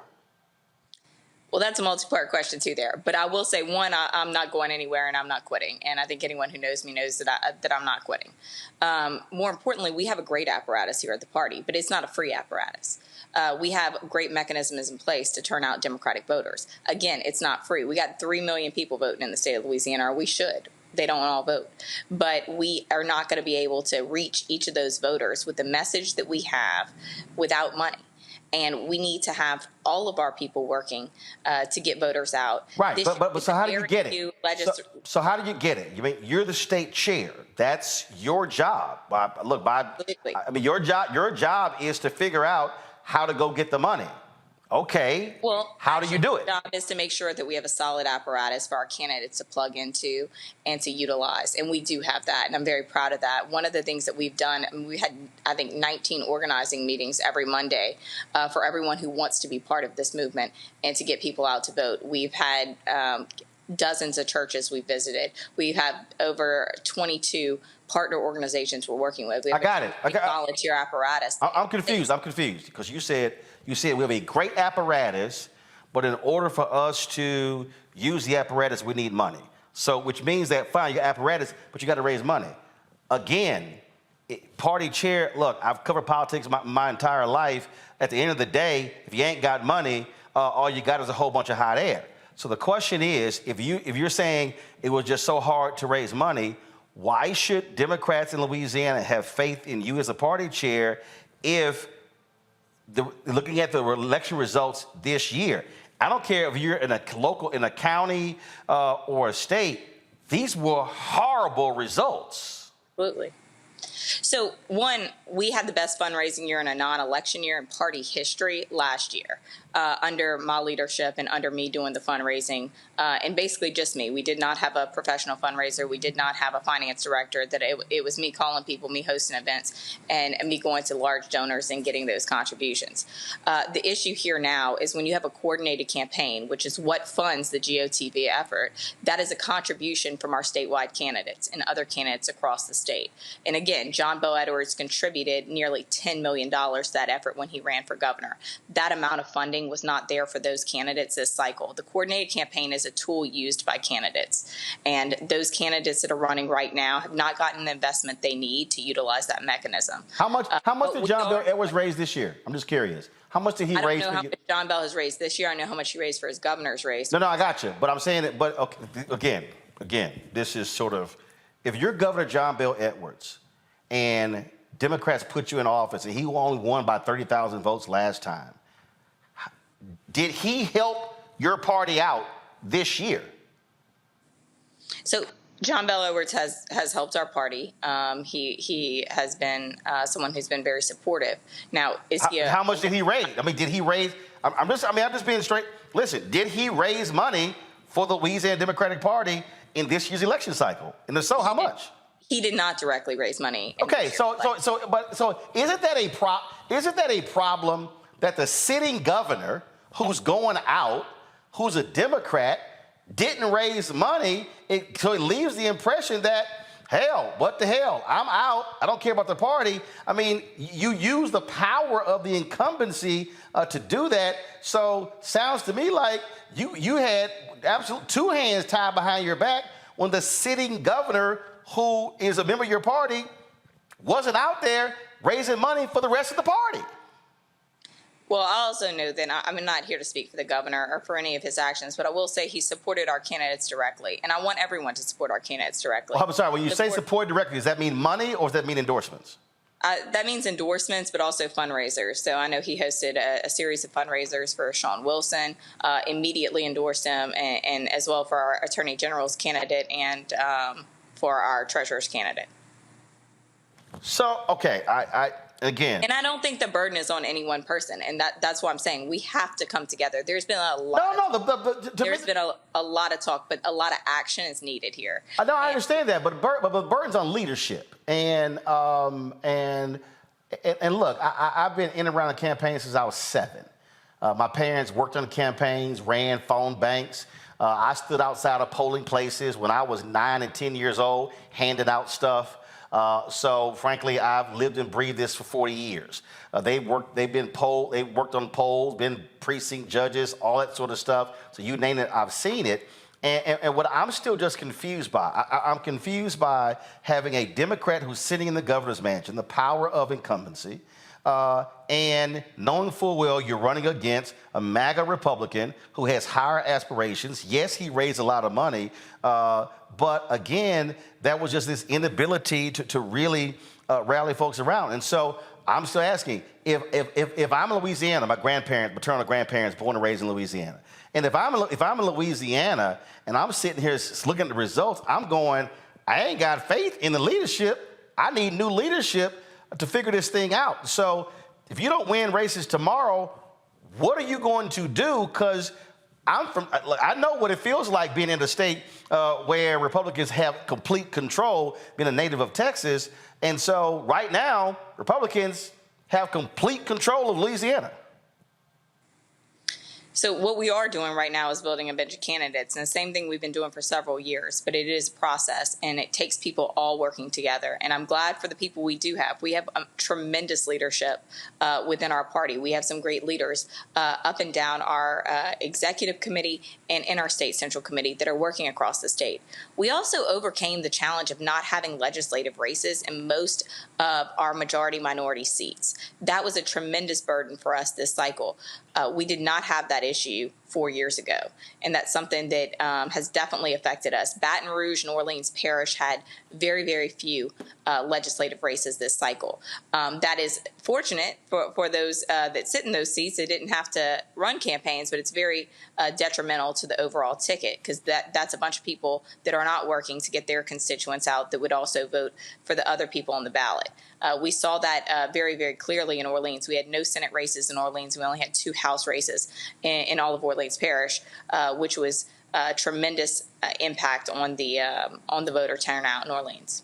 Was it also was it a mistake for the governor and other prominent Democrats in Louisiana to target a progressive Democrat who crushed the competition? I mean, she won with 67% of the vote. I would think everybody who voted for her opponent got egg on their face by wasting all of their time, energy, and money when clearly the voters in that district wanted her. Again, that sort of energy to me takes away from the other critical races. Was that a mistake by your fellow Democrats to target one of your own?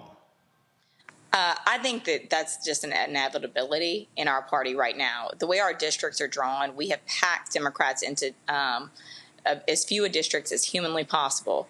And that's because Republicans have been in control of redistricting. For many years. I mean, we had some great leaders who also serve in party leadership who tried very hard to make sure Black voters were not disenfranchised, even more than they have been historically. But those efforts were not successful because the Republicans controlled the legislature during this redistricting cycle that we went through. We are so optimistic that the courts will deem those maps unconstitutional, and we will have another shot at that. We stood to pick up several seats in both the House and the Senate had those maps been drawn differently. Not to mention our congressional maps, which we still have some optimism where we'll get fair representation there on the federal level. Last question, and I sort of asked it earlier, but I'll ask it again. You said you're not going anywhere. Why should a Democratic voter in Louisiana have faith in you to remain as party chair? Well, I think that anyone who's been involved and not sitting on the outskirts that has been directly involved knows exactly how hard we have worked and what we are doing to build a long-term successful Democratic Party here in Louisiana. And I encourage all of the chatter, all of the conversations that are having to cease the talking and to join in the efforts. We have a whole lot of work that needs to be done, and we have a lot of ways to plug you in. Like I said, we've had about 20 weekly meetings thus far since this election cycle got started, and would be very, very welcoming to anyone who wants to get involved and be part of the solution here to get more Democrats elected statewide and to start building the bench and getting ready for the elections that we have in 2024. All right, Katie Bernhardt, we appreciate it. Thanks a lot. Good luck tomorrow. Thank you. We appreciate it. Tell your friends and family to go vote in Louisiana. All right, going to a break. We come back. I'll chat with my panel about this and some other stuff as well. You're watching Roland Martin Unfiltered on the Black Star Network. Hatred on the streets, a horrific scene, a white nationalist rally that descended into deadly violence. White people are losing their damn minds. As an angry pro-Trump mob storms the U.S. Capitol, we're about to see the rise of what I call white minority resistance. We have seen white folks in this country who simply cannot tolerate black folks voting. I think what we're seeing is the inevitable result of violent denial. This is part of American history. Every time that people of color have made progress, whether real or symbolic, there has been what Carol Anderson at Emory University calls white rage as a backlash. This is the rise of the Proud Boys and the Boogaloo Boys. America, there's going to be more of this. Here's all the Proud Boys, Dave. This country is getting increasingly racist in its behaviors and its attitudes because of the fear of white people. The fear that they're taking our jobs, they're taking our resources, they're taking our women. This is white fear.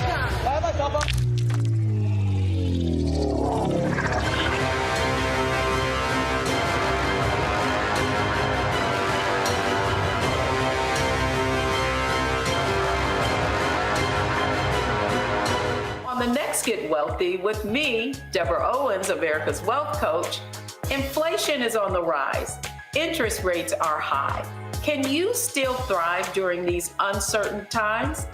On the next Get Wealthy, you're gonna meet a woman who's done just that, living proof of what you need to do to flourish during these uncertain times. These are times where you take advantage of what's going on. This is how people get rich or richer. That's right here on Get Wealthy, only on Black Star Network. Hey, it's John Murray, the executive producer of the new Sherry Shepherd Talk Show. This is your boy, Earthquake. And you're tuned in to Roland Martin, Unfiltered.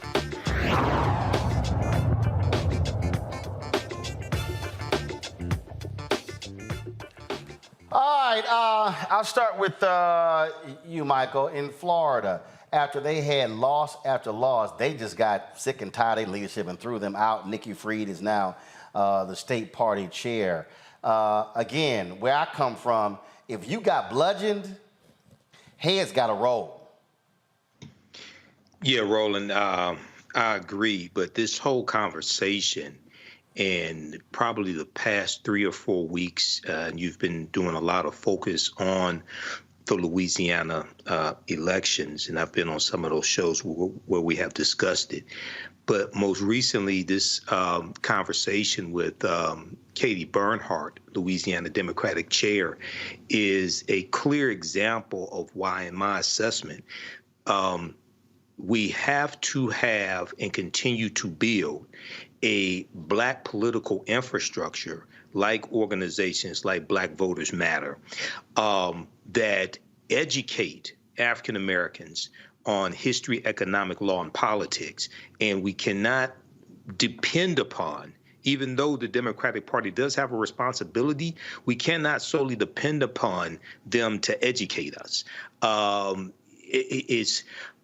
don't have any faith in them educating us, largely white people educating African Americans to win a political game that white people created for them to win. We can use the Democratic Party as a tool to accomplish what we want, but we can't look at them as a savior. And I'm not saying anybody here on the panel is looking at them as a savior, but we cannot look at them as a savior. So we have to continue to finance various organizations like you have highlighted on this show. But this conversation right here is a perfect example of why we have to have our own political infrastructure. See, the thing here, as I listen to the answers there, this real simple, Matt. This real simple. If you do not have a successful black strategy in Louisiana, you ain't winning nothing. Black people are the backbone of the Democratic Party in any state. And so what I didn't hear, now maybe y'all can correct me, I did not actually hear from Katie Bernhardt, we need to have a very deliberate and specific black turnout plan if we are going to compete. This ain't hard. If black folks turn out at those numbers, they guaranteed to lose. You're spot on, Roland, but I think the best person to really edify us on this is Gary Chambers Jr. I think you should get him on the line right now. We've had Gary on. We had him on this week. But I think he's the perfect person to talk about not only his experience there, but exactly what's happening on the ground in Louisiana. And I don't think you're wrong. I think first, heads will roll, and they should roll, because the leadership is the entity who's always accountable when things don't go right. But she did not say she had a black agenda. And even more so than that, we know there have been accusations as recently as last year that the people wanted a candidate, and she worked actively against that. So, she sounded to me like a politician saying a lot of things that really didn't matter, didn't mean anything, and wasn't answering a lot of your questions. But I really think what would be the best for the people is to hear from a candidate and somebody who's in that party right now to add some insight on this and some contour on this, because we're speaking from the outside looking in, and he can tell us what's really happening on the ground. No, we speaking from what we can see, Suzette, and that is they got their asses mollywopped. And again, numbers don't lie. If you go back and examine the race, John Bel Edwards, conservative Democrat, yes, he got support in rural Louisiana, but he was able to win with a robust black turnout. If you are the Democratic Party chair in any state in America, maybe except Vermont, Rhode Island, Idaho, North Dakota, South Dakota, Wyoming, Maine, let me see, am I missing? Hell, you gotta have a black turnout plan in Iowa, and even though we make up about 4% there. The point there is you are DOA as a Democrat without black people. And what I should have heard was not just this sort of general, we have an apparatus. No, what I should have been told on a show that targets black people, Katie Bernhardt should have said, after this election, I am convening a meeting of black leadership in order for us to go into the community to do listening sessions to find out where we are screwing this up and getting it wrong. That's what I should have heard. Your thoughts? Absolutely. Funny that you mentioned that. I was just a part of one of those here in Miami last week, where DNC chairman Jamie Harrison came down with the Biden campaign chairwoman, Julia Chavez, to listen to Black Miamians. And it was a diaspora group. About 50 of us sat there and they listened. And we talked about what is going on the ground and what it's going to take to be successful in 2024. And if you don't switch it up, you're not going to get black people to turn out. They won't vote for Republicans in Florida, but they will sit at home. So what I listened to just now, and again, I know the chair here in Florida, so I know it's a very difficult task to run the Democratic Party, especially on what she has described as a lack of fundraising.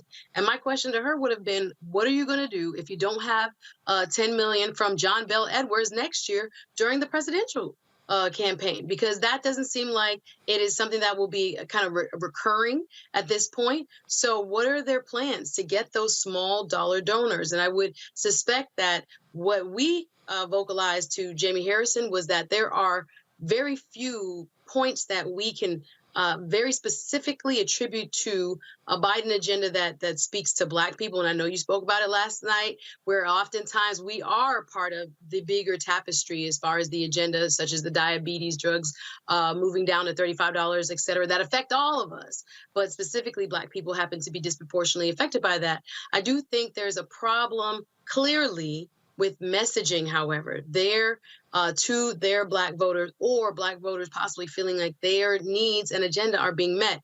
I was looking back at who actually ran for the Louisiana Democratic Party chair before this, and it was a colleague of mine, Edward Ted James, who in 2020 was running for their Democratic Party chair, and it was endorsed by John Bel Edwards, but backed out. I think there's this machine, if you will, that people, I'm an outsider, so I don't know, people have written about, people allude to, that's in Louisiana, that just doesn't seem to have the ear of the folks on the ground, but it's shooting them in the foot. And if they don't get their act together for 2024, we're going to risk losing a lot more. But hopefully people do not become discouraged. Hopefully some of those down ballot races will help Black turnout come 2024. But I didn't really hear a plan for what happens in her fundraising plan if you do not get $10 million from the former governor. And again, it doesn't seem like she will. So I think, the incubators of Black leadership, as Michael M. Hopetep just pointed out, are either not being tapped into, not being cultivated, not being listened to.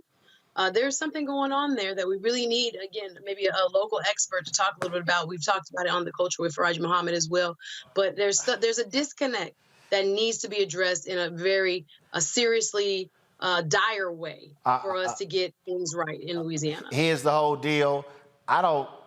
This is real simple. I've covered politics long enough that, first of all, we've had Gary Chambers on, and I don't have to talk to somebody local again. I could remove Louisiana and plug in any state: Georgia, Tennessee, Arkansas, Texas, Mississippi, Florida, Alabama, North Carolina, South Carolina, Virginia, and my answer is going to be the same. If you are not turning out Black people, you do not need to be in power.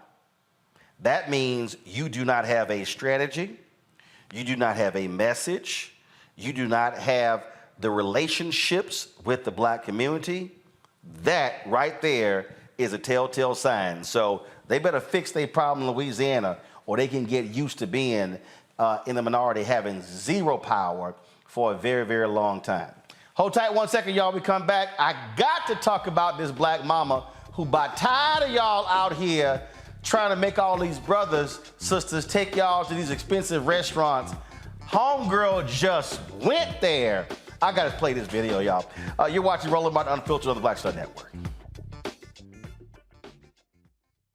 When you talk about Blackness and what happens in Black culture, we're about covering these things that matter to us, speaking to our issues and concerns. This is a genuine people-powered movement. There's a lot of stuff that we're not getting. You get it, and you spread the word. We wish to plead our own cause. Too long have others spoken for us. We cannot tell our own story if we can't pay for it. This is about covering us. Invest in Black-owned media. Your dollars matter. We don't have to keep asking them to cover our stuff. So please support us in what we do, folks. We want to hit 2,000 people, $50 this month, raise $100,000. We're behind $100,000, so we want to hit that. Y'all money makes this possible. Checks and money orders go to P.O. Box 57196, Washington, D.C. 20037-0196. The Cash App is $RM Unfiltered. PayPal is R Martin Unfiltered. Venmo is RM Unfiltered. Zelle is Roland at RolandSMartin.com.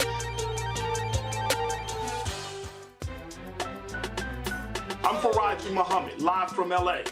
And this is The Culture. The Culture is a two-way conversation. You and me. We talk about the stories, politics, the good, the bad, and the downright ugly. So join our community every day at 3 p.m. Eastern and let your voice be heard. Hey, we're all in this together. So let's talk about it and see what kind of trouble we can get into. It's The Culture, weekdays at 3, only on the Black Star Network. I'm Dee Barnes, and this week on The Frequency, we talk about school to prison pipeline, book bans, and representing for women's rights. The group Moms Rising handles all of this. So join me in this conversation with my guest, Monifa Bandelli. This is white backlash. This is white fear that happens every time Black people in the United States help to walk the United States forward towards what is written on the paper. Right here on The Frequency on the Black Star Network. Carl Payne pretending to be Roland Martin. Holla! You ain't got to wear black and gold every damn place, okay? Ooh, I'm an alpha, yay. All right, you're 58 years old. It's over. And you are now watching Roland Martin Unfiltered. Uncut, unplugged, and undamn believable.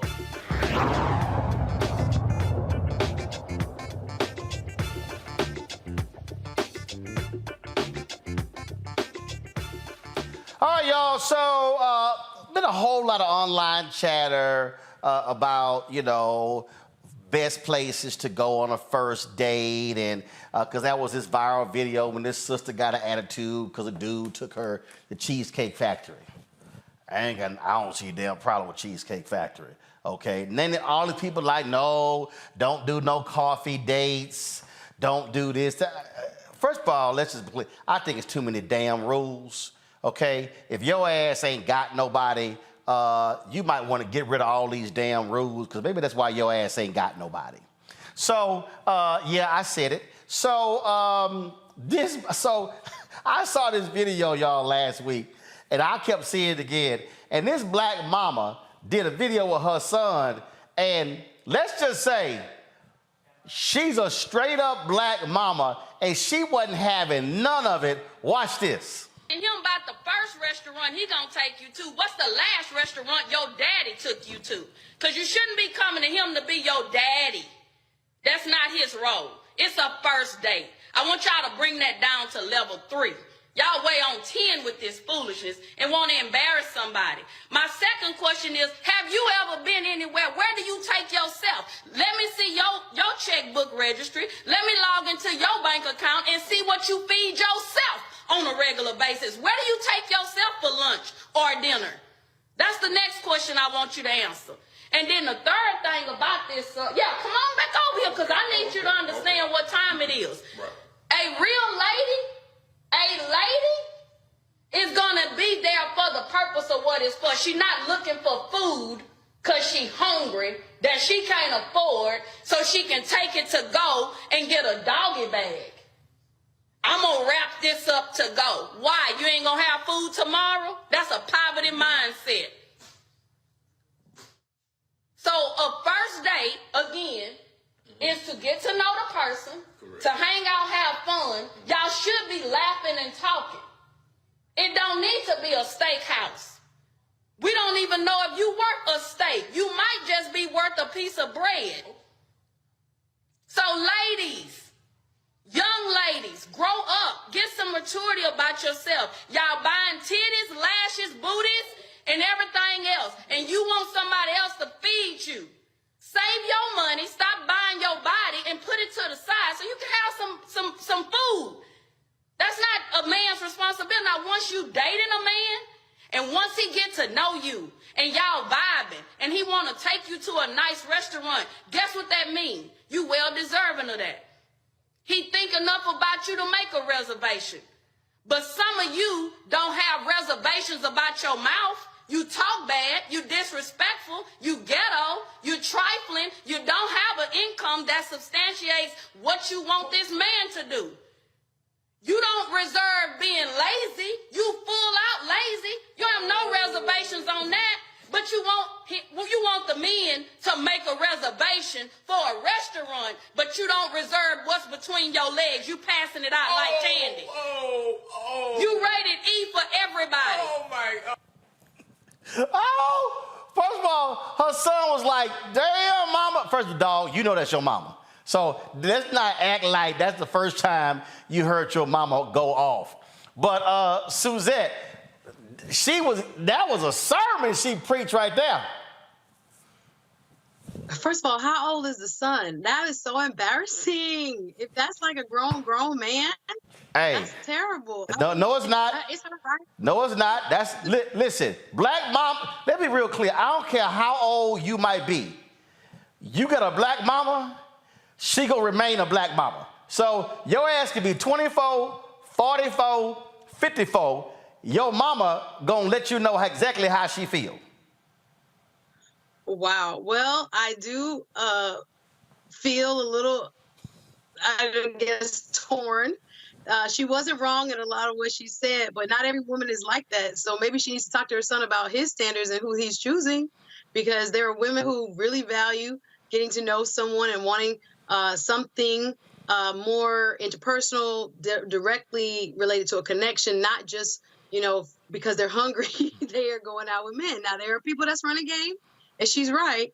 I guess she could have been more specifically directing her comments to those folks, but all women are not the same. All Black women are not the same. So I guess seeing this as another viral opportunity to talk bad about us as if we're a monolith and that we're all gold diggers or food diggers, apparently. But I do think, it's an interesting conversation. We had it on The Culture. I was made fun of because I don't happen to like Golden Corral, right? So they were mad that I was like, I wouldn't want to be. What the hell is wrong with you? But I would go, though. I wouldn't really enjoy it, but I would go. But I wouldn't. Girl, they got enough damn food. It's something at the Golden Corral your ass gonna like. You got 85,000 choices. Full of grease. Full of grease. Oh, my goodness. First of all, everything ain't full of grease. Everything at Golden Corral is not full of grease. See, now your ass being bougie. See, you want to go to all the spots where they got them damn green flowers and shit behind you, take selfies and everything. They ain't got that at Golden Corral. And kale and arugula and other things. Yeah, right. Ain't no damn kale at the Golden Corral. See, right there. The moment they bring that kale bullshit up, Matt, then they trying to be bougie. Well, I wouldn't ever correct a man, but I would probably just go with a mindset of, all right, will probably be the last time I go here with you. Oh, see, right there.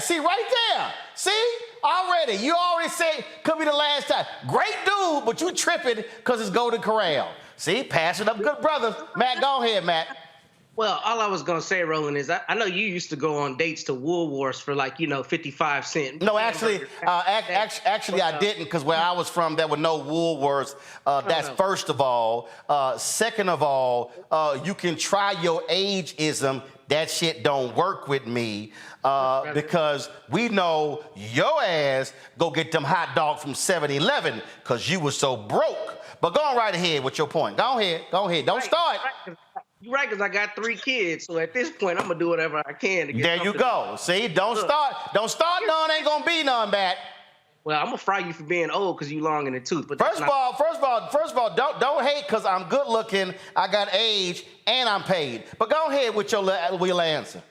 Oh, happy belated, by the way, with your old ass. I don't want to hear that. Go ahead with your young bald ass. But go ahead. Here's my thought. Look, I think this is really indicative of a lot of what we're seeing on social media in terms of selfishness. So the real issue here is all these people putting out standards that they allegedly have to have. But the reality of it is, if you're there to enjoy somebody's company, first off, the Cheesecake Factory is a good enough restaurant. Who cares that much, number one? And number two, it's all virtue signaling, right? It's all this idea of I'm going to put out that I'm too good for this thing or that thing, when in reality, if you want to get to know people, a Cheesecake Factory is a perfect place to do that. I think this mom was a little off base in some respects. I think Suzette's right.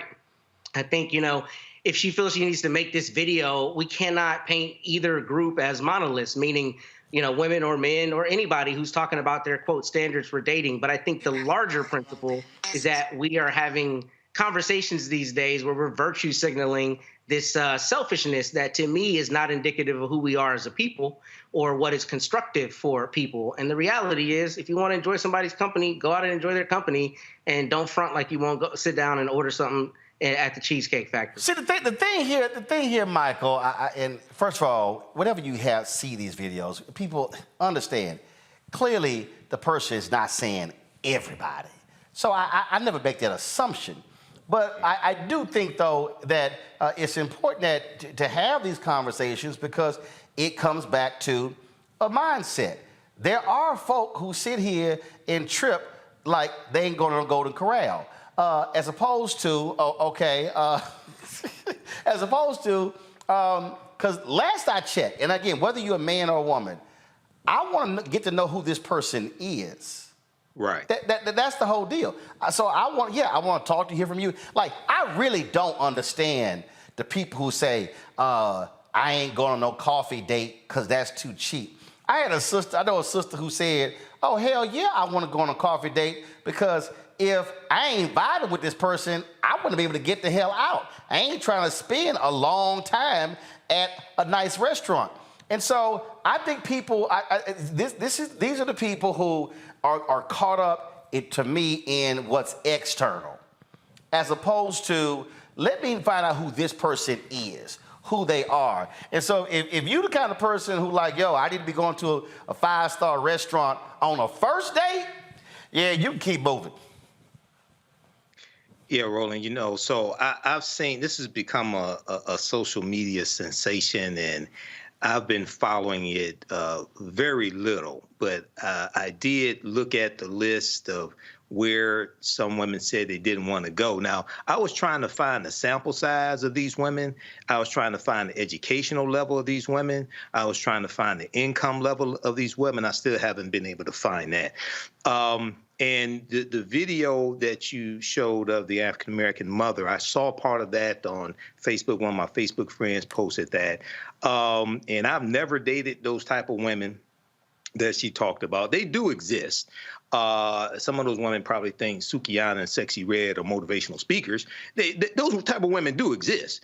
But when we talk about dating, the point of it is not to get a meal. The point of it is to get to know the person that you are going on a date with. And you should have been talking on the phone also, getting to know that person, seeing that you have things in common as well. So, you know, I've said this a number of times before, and at the root of at the foundation of our communities, the foundation of having strong African-American communities, are the relationships between African-American men and women, okay? I'm going to say that again, that relationships between African-American men and women. If those relationships are in disarray, that's the faulty foundation that everything else is built upon. So hopefully this will blow over. Maybe you can bring on a certified relationship expert to delve deeper into this and give us some pointers and give us also some ideas, some really good ideas on first dates to get to know the person. How about this? How about this on the first date? Stop taking pictures of your damn food. How about that?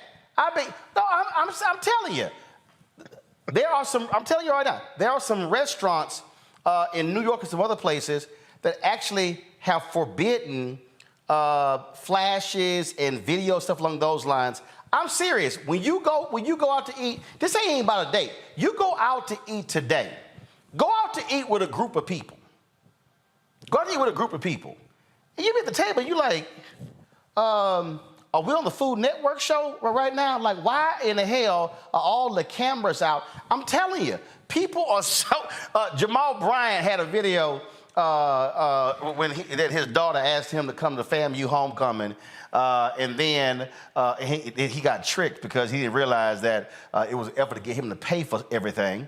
And so he says, so he goes there and he's taking all his daughter's friends and all them out. And then he's like, how you posted all these photos of the food and everything, and I ain't in one photo, I paid for everything.